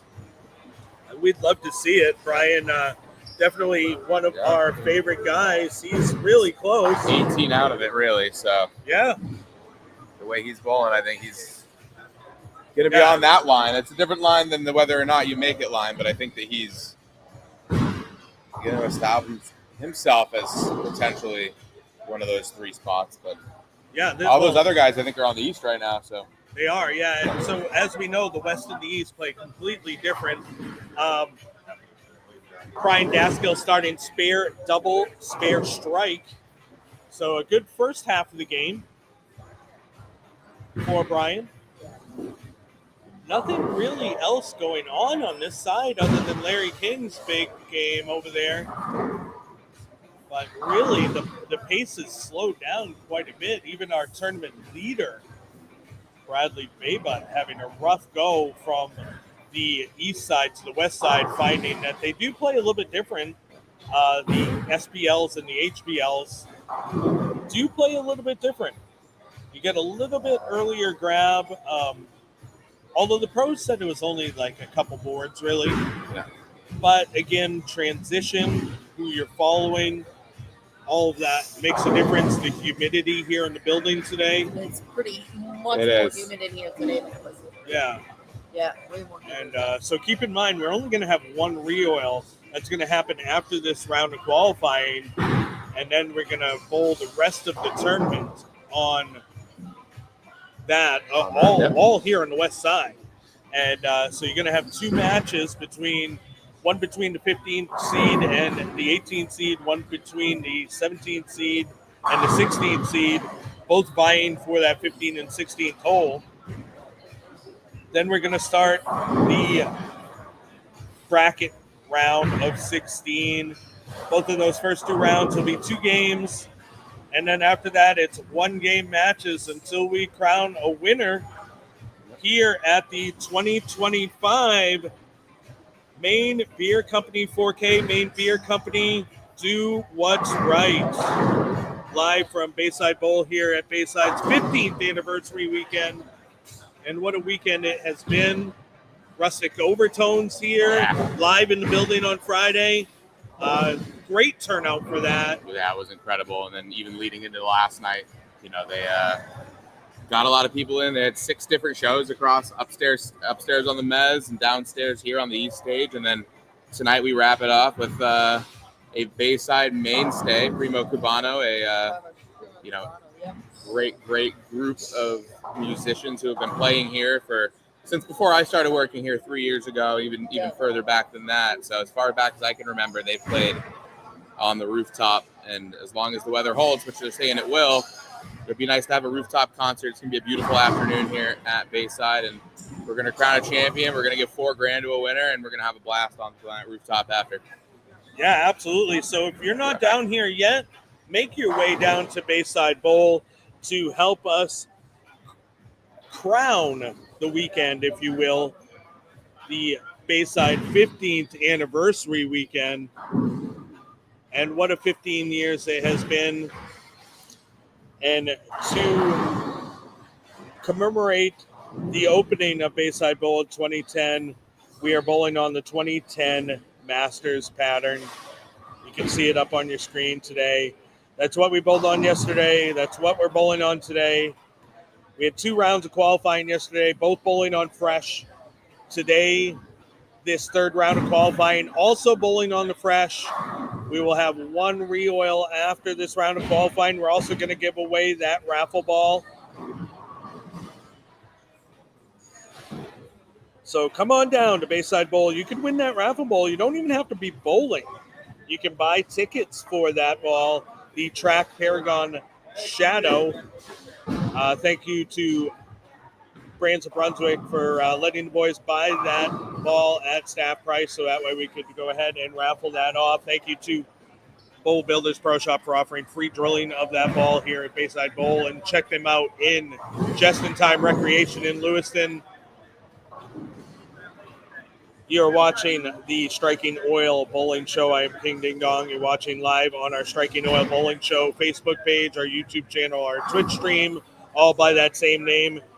Our major sponsor, Striking Oil Bowling Pro Shop within Broadway Bowl. Check out Broadway Bowl, the only place in Maine where you can get a ball drilled, bowl, have some food, drinks, check out, and all on the water.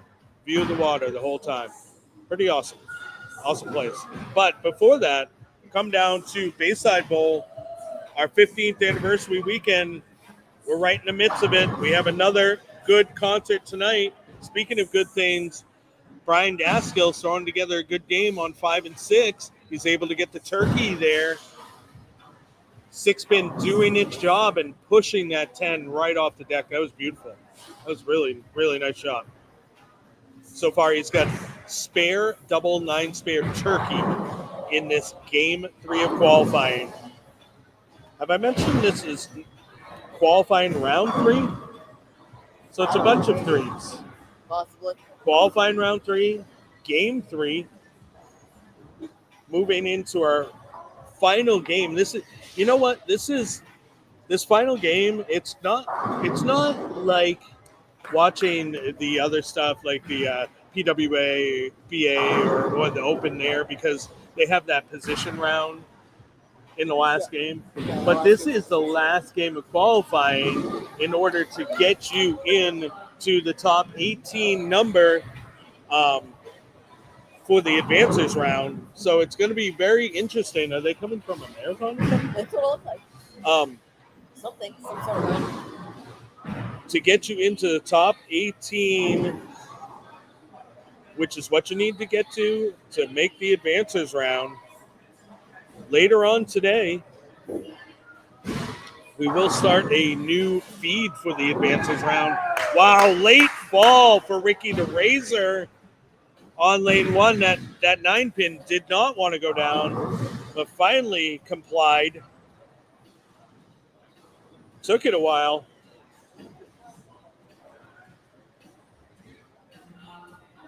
See if we have some scores trickling in. Some bowlers have finished game 3. Some of the scores are trickling in.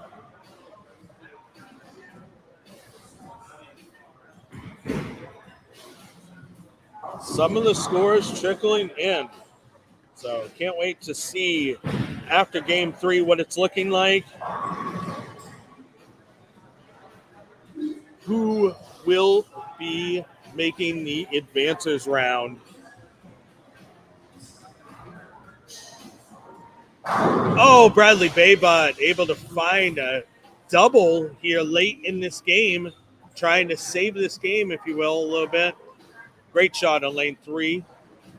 Nugget up on lane 2. Brian Daskill tugging it a little bit, leaving a baby split on 5. He's going to need to convert that. Ricky Throw putting it out the window on that one, leaving ugly spare 1, 2, 4, 7. Hate shooting at that one. Field picket fence. Evan Chickering leaving a light 2-pin. He's playing pretty far in, using less ball speed. Nugget with a great pickup. We got Boomhammer on 1, looking at a 1, 2, 4 combination spare. Oh, Ricky with a great pickup.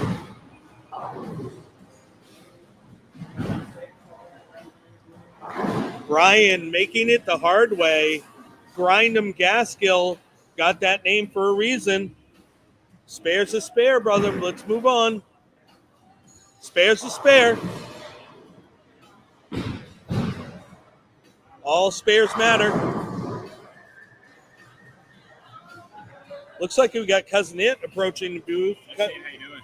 Cousin It, how you doing? How did game 3 go?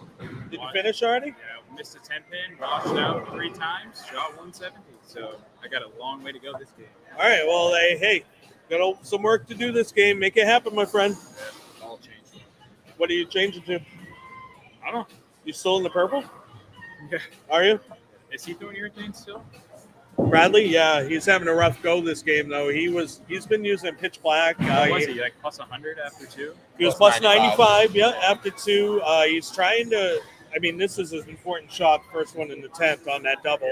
He's trying to bail it out to only give away a few pins, but yeah, he's still in that pitch black. He started at 500. Now, of course, it's got some lane shine, 2 games worth of lane shine in it. But yeah, it is not transitioning from the east side to the west side like he thought it would. look, I mean, scores are way down. Scores are there was going down. one 200 on the other side of the game. Oh, really? Yep. Oh man. Interesting. One singular 200. Wow. And it was 200. Like, Oh wow. Okay. So like All right, so JQ Bebe. what'd you get to? Minus 19. Was it JQ 200? Oh, great. So we do have scores trickling in, not quite all in yet by any means, but we'll get those up on the screen for you once they do come in, He'll jump. for sure. I mean, this is initial. Not all the scores are in yet. How's Babek doing? Bradley's having a 160. rough go. Yeah, 160, 170. That's still solid, though. yeah, he's still Scores he'll still be in. are way down this game, actually. Yeah. Actually, Who else- 233 was the Who highest. else Yeah. is plus? You only had 1, 2, 3, 4. Puzo's not having a great game either. No. Nope. What about Nate? I don't know. Pucci? I don't know. He shot. Gaskill's got a game going together. Where is he? Yeah, he's D. What? He'll jump. He might jump everyone. Yeah, I don't know how hard he did. either. Hardy's on the east side. So under 200, can assure you that. All right.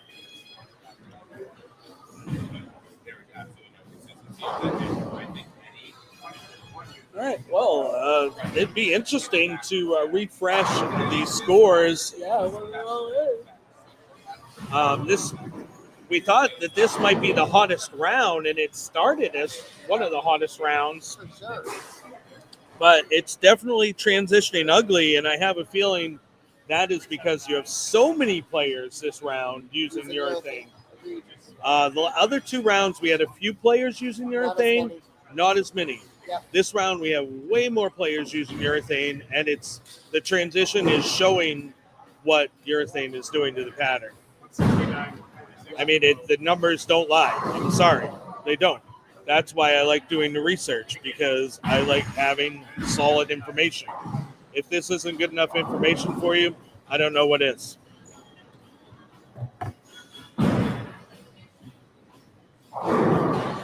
I'm really confused about what they are doing. Are they finishing up 3? These guys on 3 through 6 are finishing up game 3. They're finishing up 1 and 2 has already started game 4. They started 4. Yeah, and 7 and 8 are waiting. Yeah, these guys. Yeah. They're waiting for 3 and 4 is going to move over to 7 and 8. Yeah. Meanwhile, 1 and 2 is waiting for 5 and 6 to finish up. The people moving over to 3 and 4 have yet to migrate over from the east side. So I assume that some of the scores that we're missing are from that side. roll out. Oh! Roll out! Tony trying to roll the 3-pin forward. He really turned it around in this game. He had a really tough start, and then went 71 after 6, and he's going to get out at around 170. That's amazing. Yeah. And it's Bert the Bandit had a game like that game 1. Was able to get to 190 after two's having going out of like range. 56 in the 5th. Oh, it's not. Wow, yeah, Purchase is pissed. That would be too. Oh, That wow. the machine picked that up. So somehow JQ Bebe left washout on lane 1, our most hooking lane. Did not react that time. Must have had the axis rotation way high. Wow, what a pickup for Nate Purchase. That's a tough spare, man. The 3-9-10. That is a tough ass spare.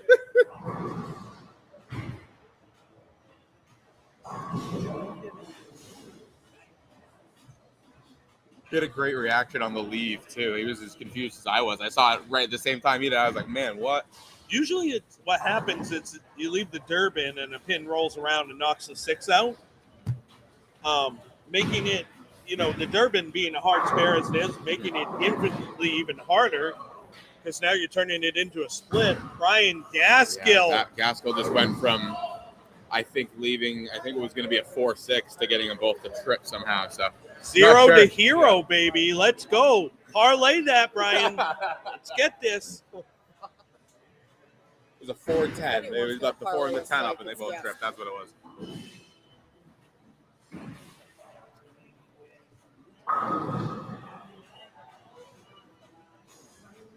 Brian going to put together one of the best games on this side in game 3. Of course, Larry had that That big 2:30 game there. Brian, not able to get that one to go, I don't think, huh? No, it's gonna be Four pin? Gonna be in the 230s at the end of it, which is where Larry was. So Yeah, I think hey. both of them make that jump. I think, as we talked about a little while ago, is that being possible. I know you said Larry's first 2 games not his best, but that 233 is going to put him in with a shot, I'd say. Yeah, for sure. And if Cousin It was right, and there was only like 1-200 on the other side, that's going to really play into it. Checking the Charlie.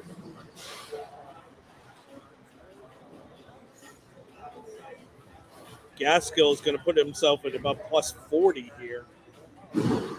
Plus 40 something after that I great just didn't game. go like 240.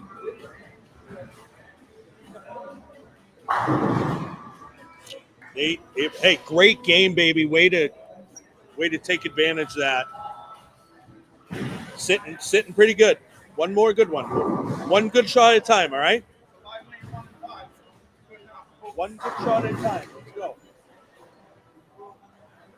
My good friend, Brian Gaskill, Grindham Gaskill. Man, what a competitor that guy is.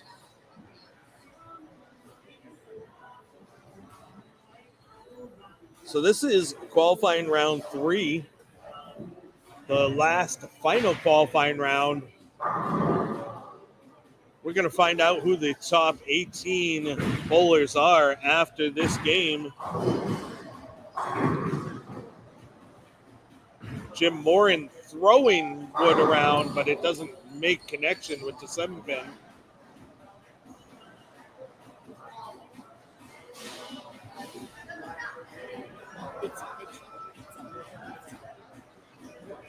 Oh, is it? Awesome. Yeah, hey.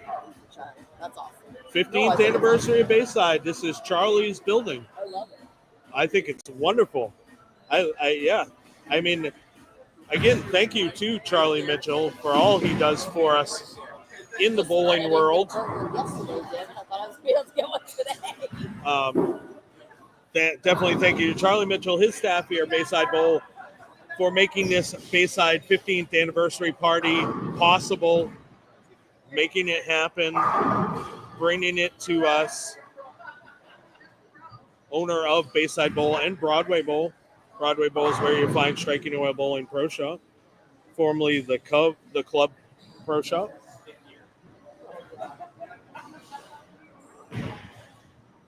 All right, so we have the players migrating over from the east side here on to 3 and 4. They're going to adjust the names so that way they can get going. 1 and 2, wasting no time. They're already in frame 3. Frame 4. They started frame 4. They are not screwing around over there. Oh, no. JQ. JQ finding lots of trouble on lane 1. Oh, and lane 2. Both lanes giving him headache.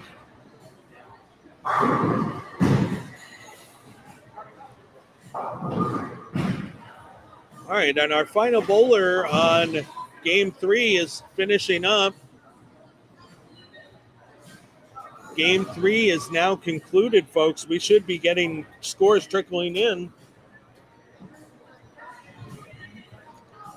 Can't wait to show those to you. Can't wait to see them myself. To see how that Game 3 went.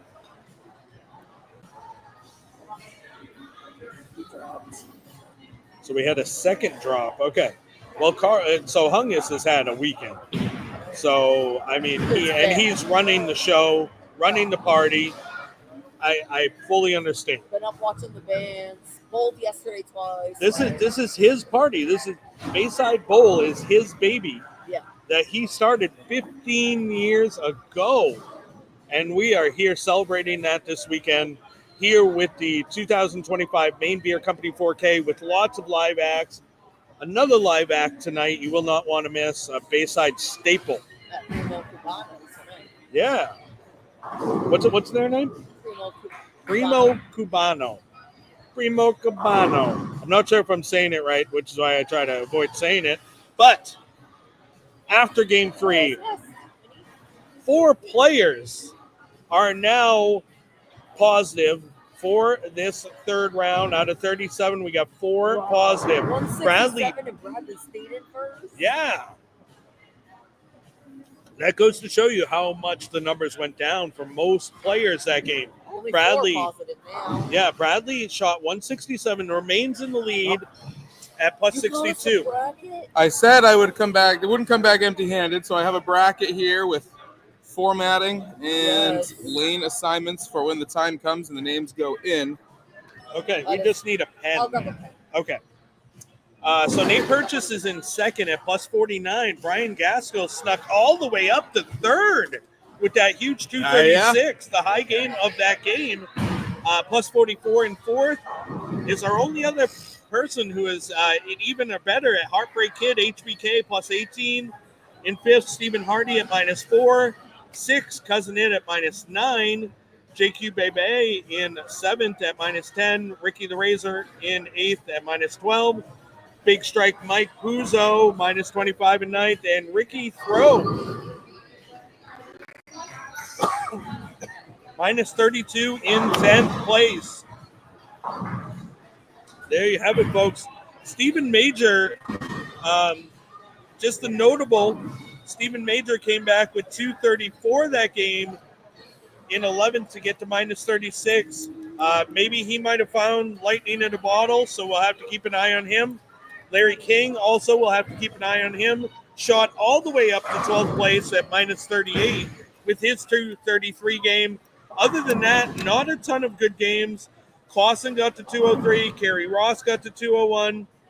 JQ was at even. Ricky the Razor at 202. That game, I mean, that just goes to show you the amount of urethane used this qualifying block is way higher than any other block. And the transition is getting worse and worse than it was in either of the two blocks. Yeah. So, I mean, that speaks volumes. For those that have any question about what urethane does to a pattern, that speaks volumes. And that's not my opinion. That's fact, That's baby. just how That's it just goes. fact. It's the way of the road. Absolutely how it has been. Yeah, I mean, that's simply fact. If you want to try to dispute that or you have any other ideas, get in here in the comments. Yeah, absolutely. I'm an oil pattern nerd. I love to learn. So if you have new information for me, hit me up, baby. Hit me up. So just to confirm, because we had talked about what's going to go on after this game of bowling, we are going to have a re-oil 1 through 8. And then our 16 and 17 seeds will go head-to-head in a 2-game total pin match on 5 and 6. At the same time, 15 seed and 18 seed will do battle on 3 and 4. So the 4 pins right in the center of your screen here on the west side, 4 lanes rather. Yep. We'll do a quick re-oil of those 2 pairs, and then we'll move on. The Sweet 16 will be 2-game total pin matches played across this side. And once you get to the final 8 bowlers, it's 1-game single total pinfall matches. So it is going to be head-to-head action once you get to the final 8. But over those 2 games, anything can happen. You got a chance to come back, and the win itself doesn't matter, but just what you do in the game, the 2 games that you are given, is this one going to drift into a baby split on lane 4. Yeah. So, well, thank you for that information. Bass the Mouth, one of our newest hosts here at the Striking Away Bowling Show.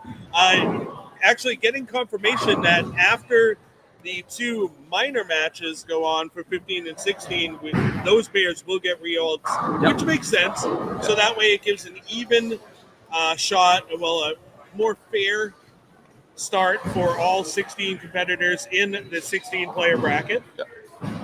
I like how you referred to it as the Sweet 16. Yeah. That one extra step from making the cut to getting into the real elimination part of the deal. Yeah, almost at the Sweet 16 is Bayside. Bayside's 15th anniversary this weekend. And in honor of that, we have the 2025 Maine Beer Company 4K. Maine Beer Company, do what's right. Qualifying game 4. Lanes 1 and 2 wasting no time. Their score is going to be in early. Absolutely. Which is cool because that pair features Nate Purchase. Nate was in second, I believe. Yeah, I was going to say. Yeah. I don't think he's got really any surprises for anyone besides just some really good bowling. But Baybutt still up top, even with the struggles earlier. Yeah. It looks like he's got the first 4 over on 8 now. So Oh, there we go. there you So, go. I think we know who's going to be coming out top of the block at this point. Bradley's having quite a good day. Yeah. I mean, he had a little bit of a rough go over here on 3 and 4, but I think he figured it out towards the end of the game, and he's using that information on 7 and 8, obviously, to get himself a great start over there. We also have a player that started with the front 3 on that pair. That is it's not Ricky. That's Tony. Oh, Big Tony. Yeah. He had that comeback at the end of game 3 and has been on a roll since. Max Millions. Stroker. Just murder on lane 2. Yeah. Goodness. I mean, it is Nate Purchase. So, Yeah. We've heard of that guy before, I think.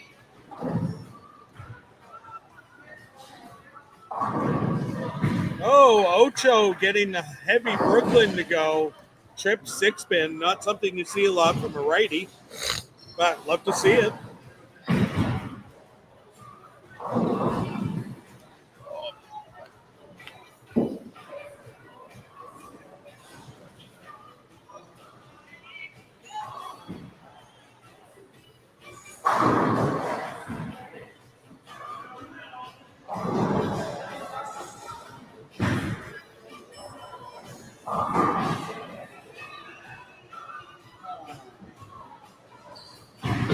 Scores are going to be coming in soon.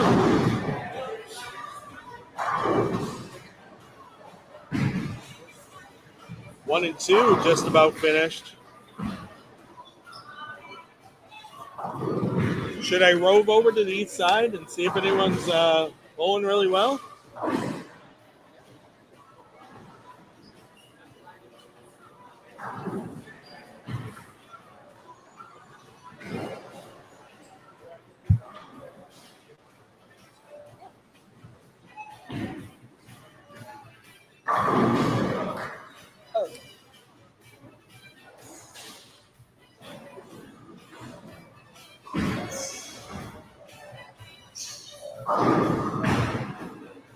All right, folks, what we're going to do is we're going to roll over to the east side. Let me switch the mic so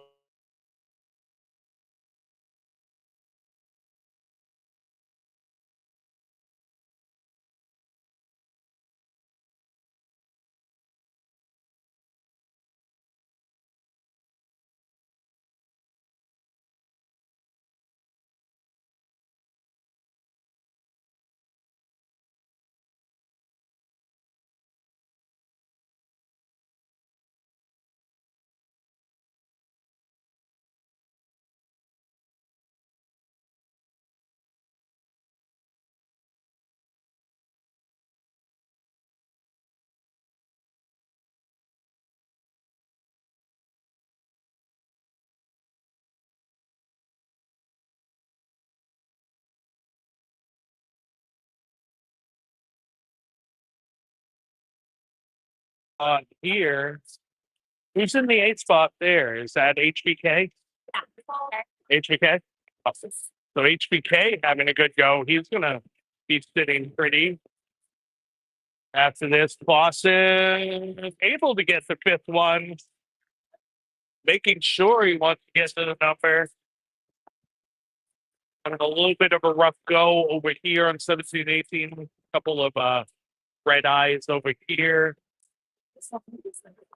So on this side, it looks like HBK and Mike Lawson are going to be the best 2 going so far. Their games will slow down a little bit.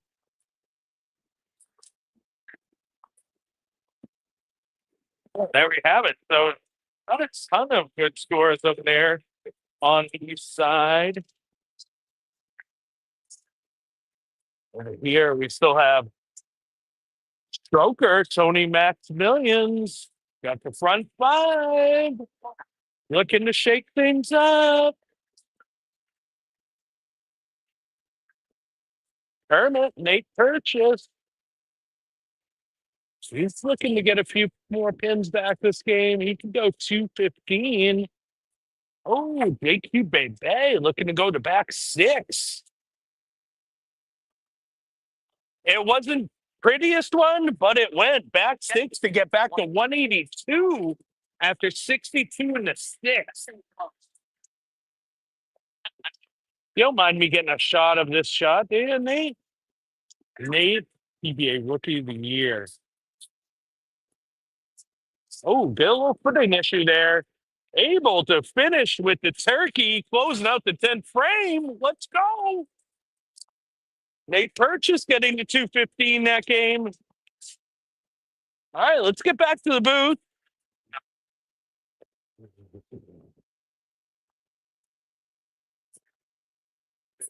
All right.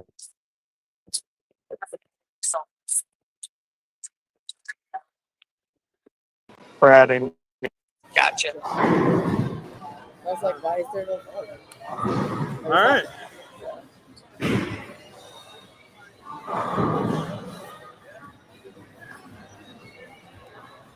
Let's go back to this view. Wait. Okay, perfect.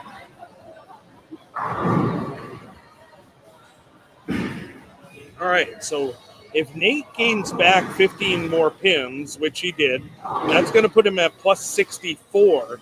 Actually puts him in front of Bradley, unless Bradley gets some pins back. And Bradley is doing pretty well. He's got 4-bag or 8-spare strike. So he's looking to gain some pins back. Looking to gain some major pins back is Stroker. Tony Maximilian's got the front 5. Here's the 6th one. Oh, New Blue Hammer. That one, lane 8 kind of, it pushes a little bit more. And it definitely pushed more on that one to a 10 for Stroker. JQ went to 182 after that. JQ, after 62 in the 6th, goes back 6 for 182. So he gave back 18 pins. Let's see where that puts him. He was at minus 10. That puts him at minus 28.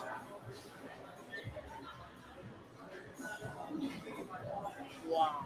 Holy moly.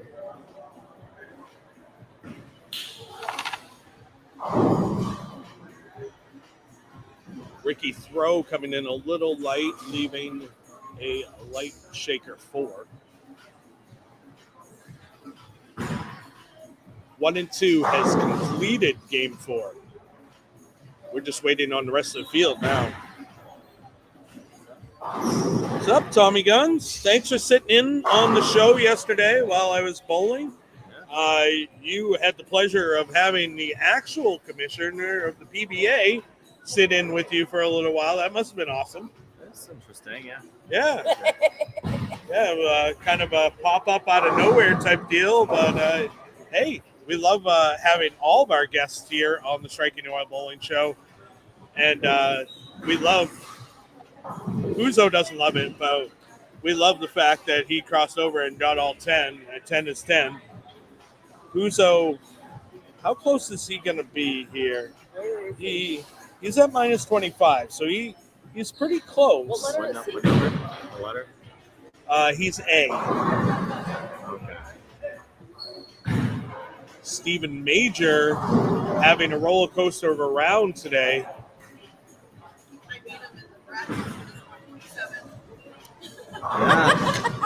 Yeah.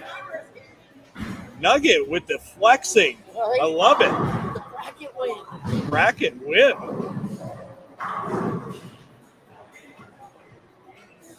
Tony McMillan slowing down a little bit, but just leaving 5 pin on that one. Should be able to pick it up. Stephen Major picks up his empty bucket. See if we have any scores that actually have come in yet. Okay, so yeah, Nate Purchase's score is in. Heartbreak Kid score is in. He shot 225 game 4. He's going to be sitting at plus 43. Nate Purchase sitting at plus 64. Bradley Baybutt is really, if he continues the way he's going, he's going to be squad leader by a mile. So what was he sitting after? He's sitting plus 62. He's got the front 4 8 spare double so far, entering the 8th frame. Oh, 8-pin for Sunny D.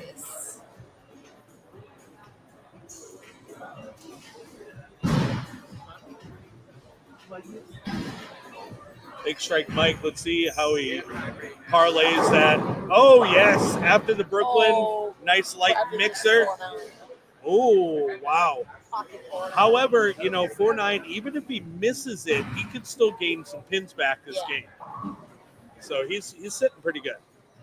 Hey, can you do your You mind if I get the shop? I left my bag at the shop. So I do not work at this shop anymore. Oh, okay. I know Jim. I bought Arturo shop. So I now own the shop at Broadway. Oh, that's cool. Yeah. Striking Oil Bowling Pro Shop. Over at Broadway Bowl. Yeah. That's cool. So it was my decision to turn in my keys at Bowler Builders. Again, as I talked about, there was opportunity for Arturo. Opportunity breeds opportunity. And it's an opportunity for me to continue my work with oil patterns. Of course, the Pro Shop's just kind of like it's a necessary piece of that, right. Of course, to do all the research that I want. So, yeah. Jimmy is right over there, though. Yeah, I know. But, yeah, I'm over at Broadway Bowl now. That's cool. Yeah. Thank you. That's Tyler making the 6'10". Had Tommy Guns a little worried there. But I never know what the ball's going to do, like with the two-hander shooting spares. Right. Sometimes they just hook. Tyler, yeah, where is Tyler? Tyler having a rough go with the first 3 games, yeah. Sunny D seems to have found something. Throwing a strike on lane 3. He's still got a little bit of time there. I saw the Stone 8. It was a good shot. I'll tell you what, after the last 2, you keep throwing them like that, you got yourself a little chance. Can't wait to see Tyler's recap on this thing. I know, right? Oh, big strike bike! Lighten up the grill.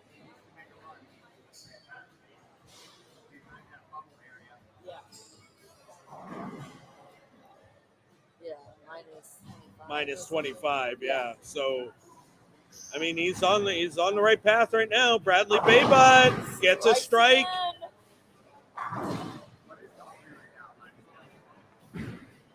Well, for this squad. Well, it's hard because some of the scores are already in, some of them aren't. So it's going to be. But it was Bradley, it's going to be positive. Way positive, yeah. Like 40. At least 40. Yeah, because Bradley just struck in the 9th frame. He's definitely going to get some more pins back. He will be our squad leader, minus barring any, barring anything stupid happening in the 10th frame. Yeah, because Nathan's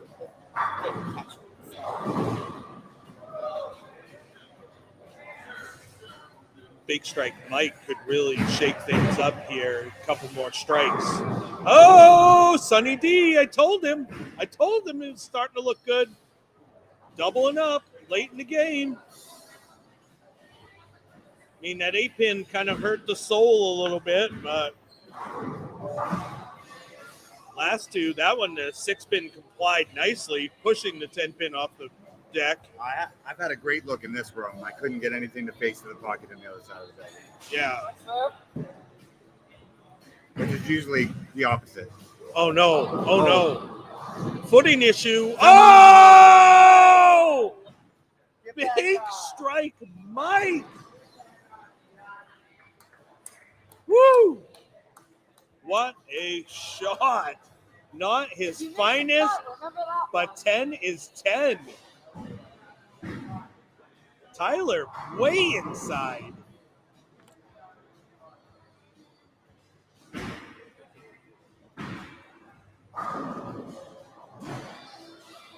All right, we got Stroker coming up on lane 7 to throw his spare, and then we'll have Bradley start the 10th frame. honestly, him and Puzo are the most interesting games we have going on this side right now.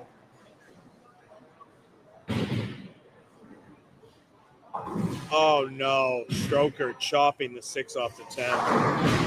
Wow, the light hit does not get out the 7, even with the helicopter spinning pin. Can you believe it? How did that not make contact? Frosted Tips is right now frying tips.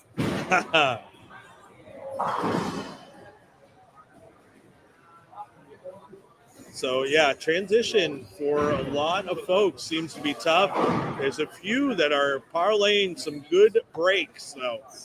And then there's Bradley Baybutt, leader of the school. No! 4-9 in the 10th. 4-9 on that friggin' lane? That's 2 in a row on 7.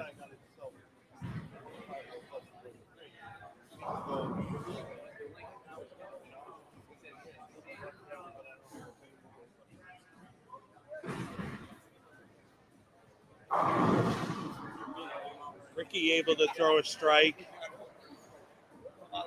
on lane 8. Sonny D comes up a little heavy. Fortunately, I think he needs to go off the sheet. Oh, Bradley almost gets it to come out of the pit. What did he end at? 221? Is that what that says? 212. Okay, so he's still gaining 12 fucking minutes. So he's going to be at plus 74, even with that open.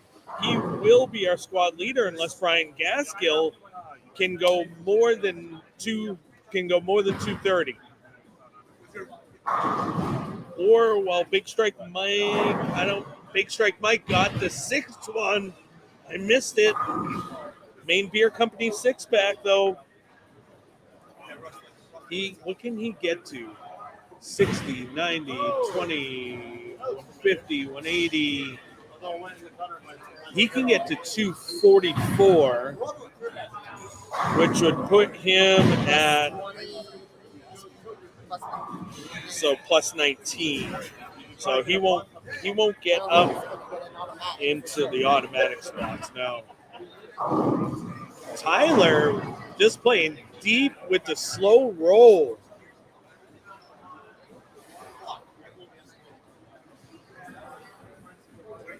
All right, we should have some more scores trickling in here. We're going to look at this round, and then we're going to look at overall after. Whew. Big numbers this round. Obviously, information being shared from yesterday was very helpful to some bowlers today. Oh, did anyone catch HBK? Oh, Gaskill. Well, no, because if Gaskill doesn't go even, then no. Gaskill needs to go even. Gaskill's the only one that can sneak into the top 3. He needs to go even or better. Yeah, he shouldn't be finished. So.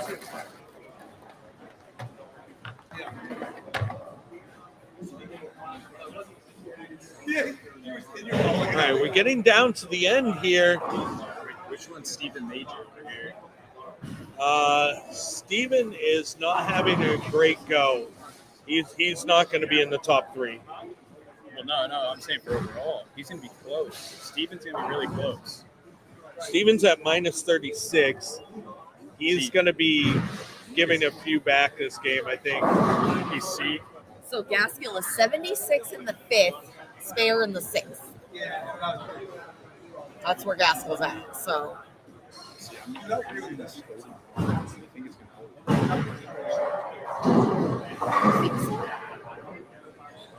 So look, if you look down the list, this guy was fine. I beat all these guys. Yeah. They're on the. All right, more scores trickling in. Right, and no one's really going crazy. So what did you say Gaskill was? 71? 76 in the 5th, spare in the 6th. So Gaskill, he needs to pick up the pace a little bit. Together. I think minus 31 is going to hold because You go right now. Yeah, well, we were 18 looking is for the minus top 37, 3 for this but then you have law. to eliminate 2 because Clausen's in twice and Nino's in Right. twice. So 2 spots. Next is minus 42. Clausen, And there's 2 guys that are going to jump. Clausen this round went minus 42. Oh, did he? I thought he was in there twice. He did. He Well, was. he That's all this 3. round. Yeah, that's this round. That's just this round. So he'll be under that number that you're talking about. It's going to be really close.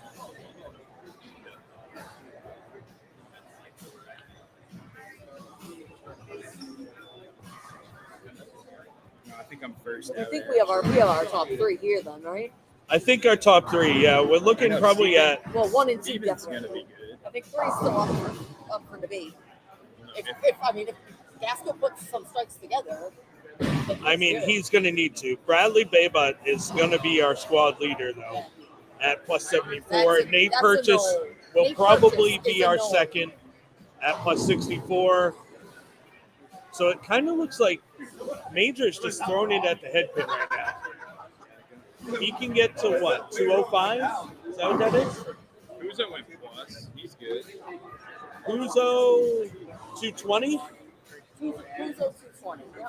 So he's going to get back to just under even. Just under even.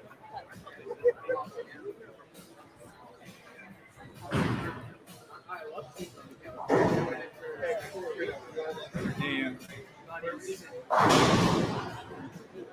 And we still have some scores that need to come in. Major's minus 36. Yeah. Can he go 205? Oh, no. 203? No, he's at 81. 201. He can go 201. If he's So like- he can, if he with the strike, he can be at minus 35. He brought his bowling balls, right? With the fucking balls? I think so. Yeah. What'd Yeah, you we say? don't take his balls out of the car. All right, so Stephen Major's going to give back a pin. He's going to be at minus 37.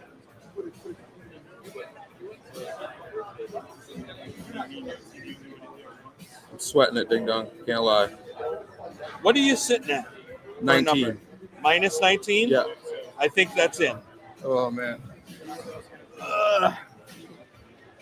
This guy just told me that a minute ago, but, you know. I think that's in. I think it looks like our top 3 are going to be these 3, unless Gaskill's putting together some strikes. Gaskill is putting together some strikes. Is he? Oh, Because he was only 70-something in the fifth. He is striking right now. Is he? Okay. So Gaskill, if he goes even or better, can sneak his way into an automatic spot. Are we? How many we taking? 18? 18. Oh. If this is the case, then this will be Niner first checking time. in. Nice job, Bass. Thank you, Joe. I really appreciate it. All right, let's refresh the scores. 11 years of bowling, never made a cut. So if this is it, Wow, then that's awesome. if this is it, then I don't know, man. It'll feel pretty good. Yeah, we're still waiting on Gaskill's pair. Sunny D just finished up. Yeah, so we're just waiting on Gaskill's pair. But Gaskill's pair is very important, not only for this squad, but for the at-large numbers as well. So, what frame are they in? Do we know? 8th frame?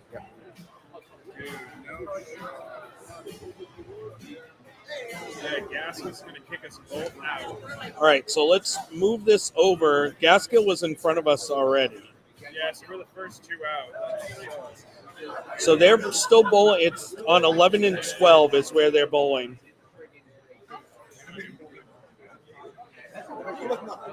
Here's the numbers for this round.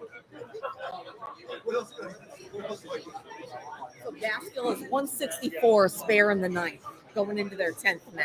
So he can go +4. He can. +4 would be enough to get him an automatic spot. I haven't got 5, 7 years. That's fine. The long and the short of it is everyone that's on the team. Wait, he can go +14. You said he's 164 spare in the ninth. Yeah. He can go +14 if he strikes out. So So, see if we can get a look at them over here. They're on 11 and 12, so they're way on the left-hand side of your screen. I don't see anyone bowling. Oh, okay, that's their last bowler. Yep. So are they entering the 10th frame now? Entering the 10th now. Because he had just finished up his 9th, but he was the first bowler. Okay, so that's the other first bowler. Which means Gaskell will be coming up on 8. Yeah, Gaskell will be coming up on lane 12. Oh, yeah. No. What am I Yeah. talking about? Yeah, lane 12. So on the very left-hand side of your screen right now, we should see Grindham pop right up on the approach here. I'm sure he knows, the weight of what's at hand. He's taking his time. True veteran of the game. No, that was on 11. I believe that was the house shoes guy. Oh, yeah.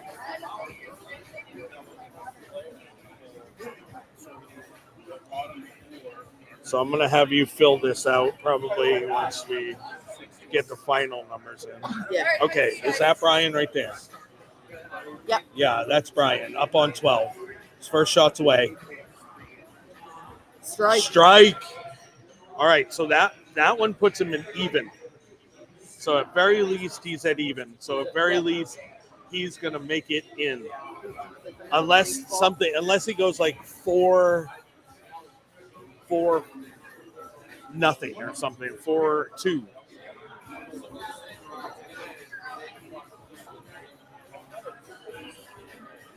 All right, here we go. He's stepping up.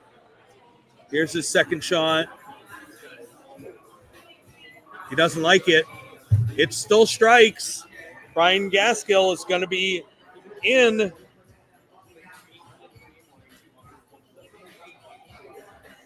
All he needed to do was get to even, and he got it. Yeah, he got it. He got the first two in the 10th. It's going to put him in another plus 10 or so pins for this game.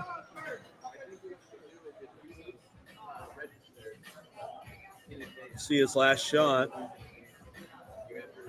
I don't see him sneaking up yet, but he'll be up there momentarily. Oh, here he comes. Here he comes. He's sneaking up there now. There he goes. It's away. Boom. There it is. Brian Gaskell is in. In with an automatic spot. In with an automatic spot, yeah. So our top three are going to be Bradley Baybutt, Nate Purchase, and Brian Gaskell for this third round. Still waiting for scores to update. Of course, there's still a couple bowlers left on that pair as well. Yes, sir. So until we get them up there, then we won't be able to release any of the at-large results. However, we saw right here in the studio, Brian Gaskell was able to get that third guaranteed spot into the 2025 Maine Beer Company 4K Advancers round.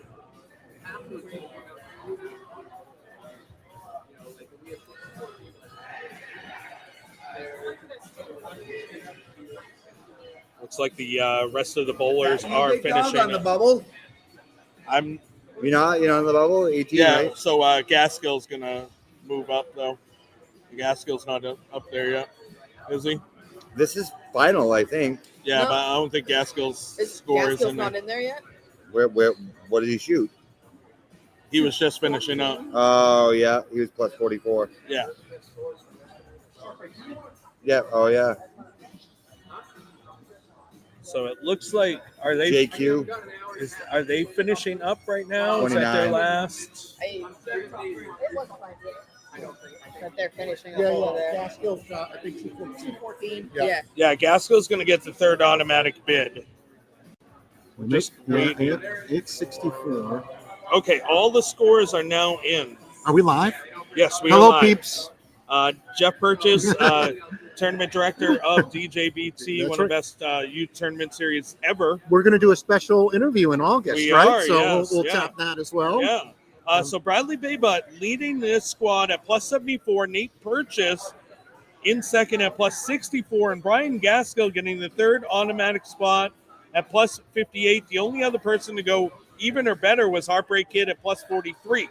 Now, the real numbers. Boom, let's go. Here is going to be the top 18 qualifiers. There it is, folks. The cut is going to be JQ Bebe. I am the first one out by one stick.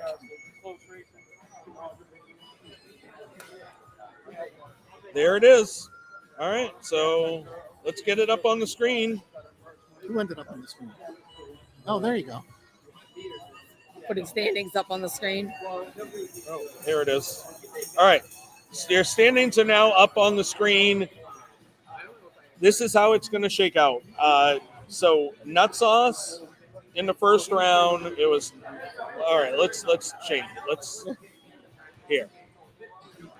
So our top three automatic advancers in round one: Nut Sauce, Crazy Train, and Tommy Guns. All right. In round two, our automatic advancers: Master Splinter, Corey Lagner, and Kevin Tebow. Round three, as we just talked about, Bradley Baybutt, Nate Purchase, and Brian Gaskill are your automatic qualifiers. Let's go to this view right here. Now, the big question is do we have any names that are doubled up in that top 18? I think he pulled them out. I think he pulled them out. Only one Clausen. Only one Nino. So there you have it. So what did we go to 18? We go to 18.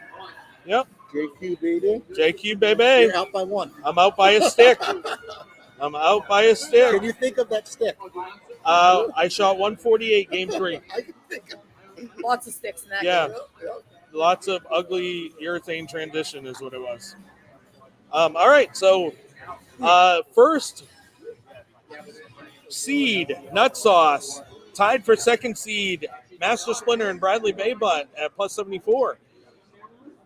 Fourth seed at plus 64, Nate Purchase. Fifth seed at plus 63, Corey Lagner. Sixth seed, Brian Gaskill, plus 58. Seventh seed, Kevin Tebow at plus 46. Eighth seed, HBK, plus 43. Ninth seed, Buck Ripcord, plus 36. 10th seed, El Nino, plus 17. Mike Clausen, the only other one to get to positive, at plus 4. Crazy Train at minus 3 in 12th. Mike Puzo at minus 5 and 13th. Tommy Guns, minus 10 and 14th. Slim, minus 17th and 15th. Bastamouth, minus 19 and 16th. Gutter Boy, and 17th at minus 24. And 18th place, JQ Bay at minus 28. First person out, myself, King Ding Dong, out by a pin. Second person out, Cousin It. Yeah, he at left. Minus He left. 31. He dropped out. 3 sticks out. And Cousin It was 3 out. So your top 18, number minus 28, JQ baby. All right, there you have it, folks. Let's we're gonna go ahead and cut the stream so that way we can go ahead and start a new stream for the next round. Slim, goal against the 18 seed JQ baby. Thank you so much for watching the Striking Oil Bowling Show. We will see you again soon on our next stream, which will include the Advancers round. But I thank you for watching. Make sure you tune in again, like, share, and subscribe. This is the Striking Oil Bowling Show.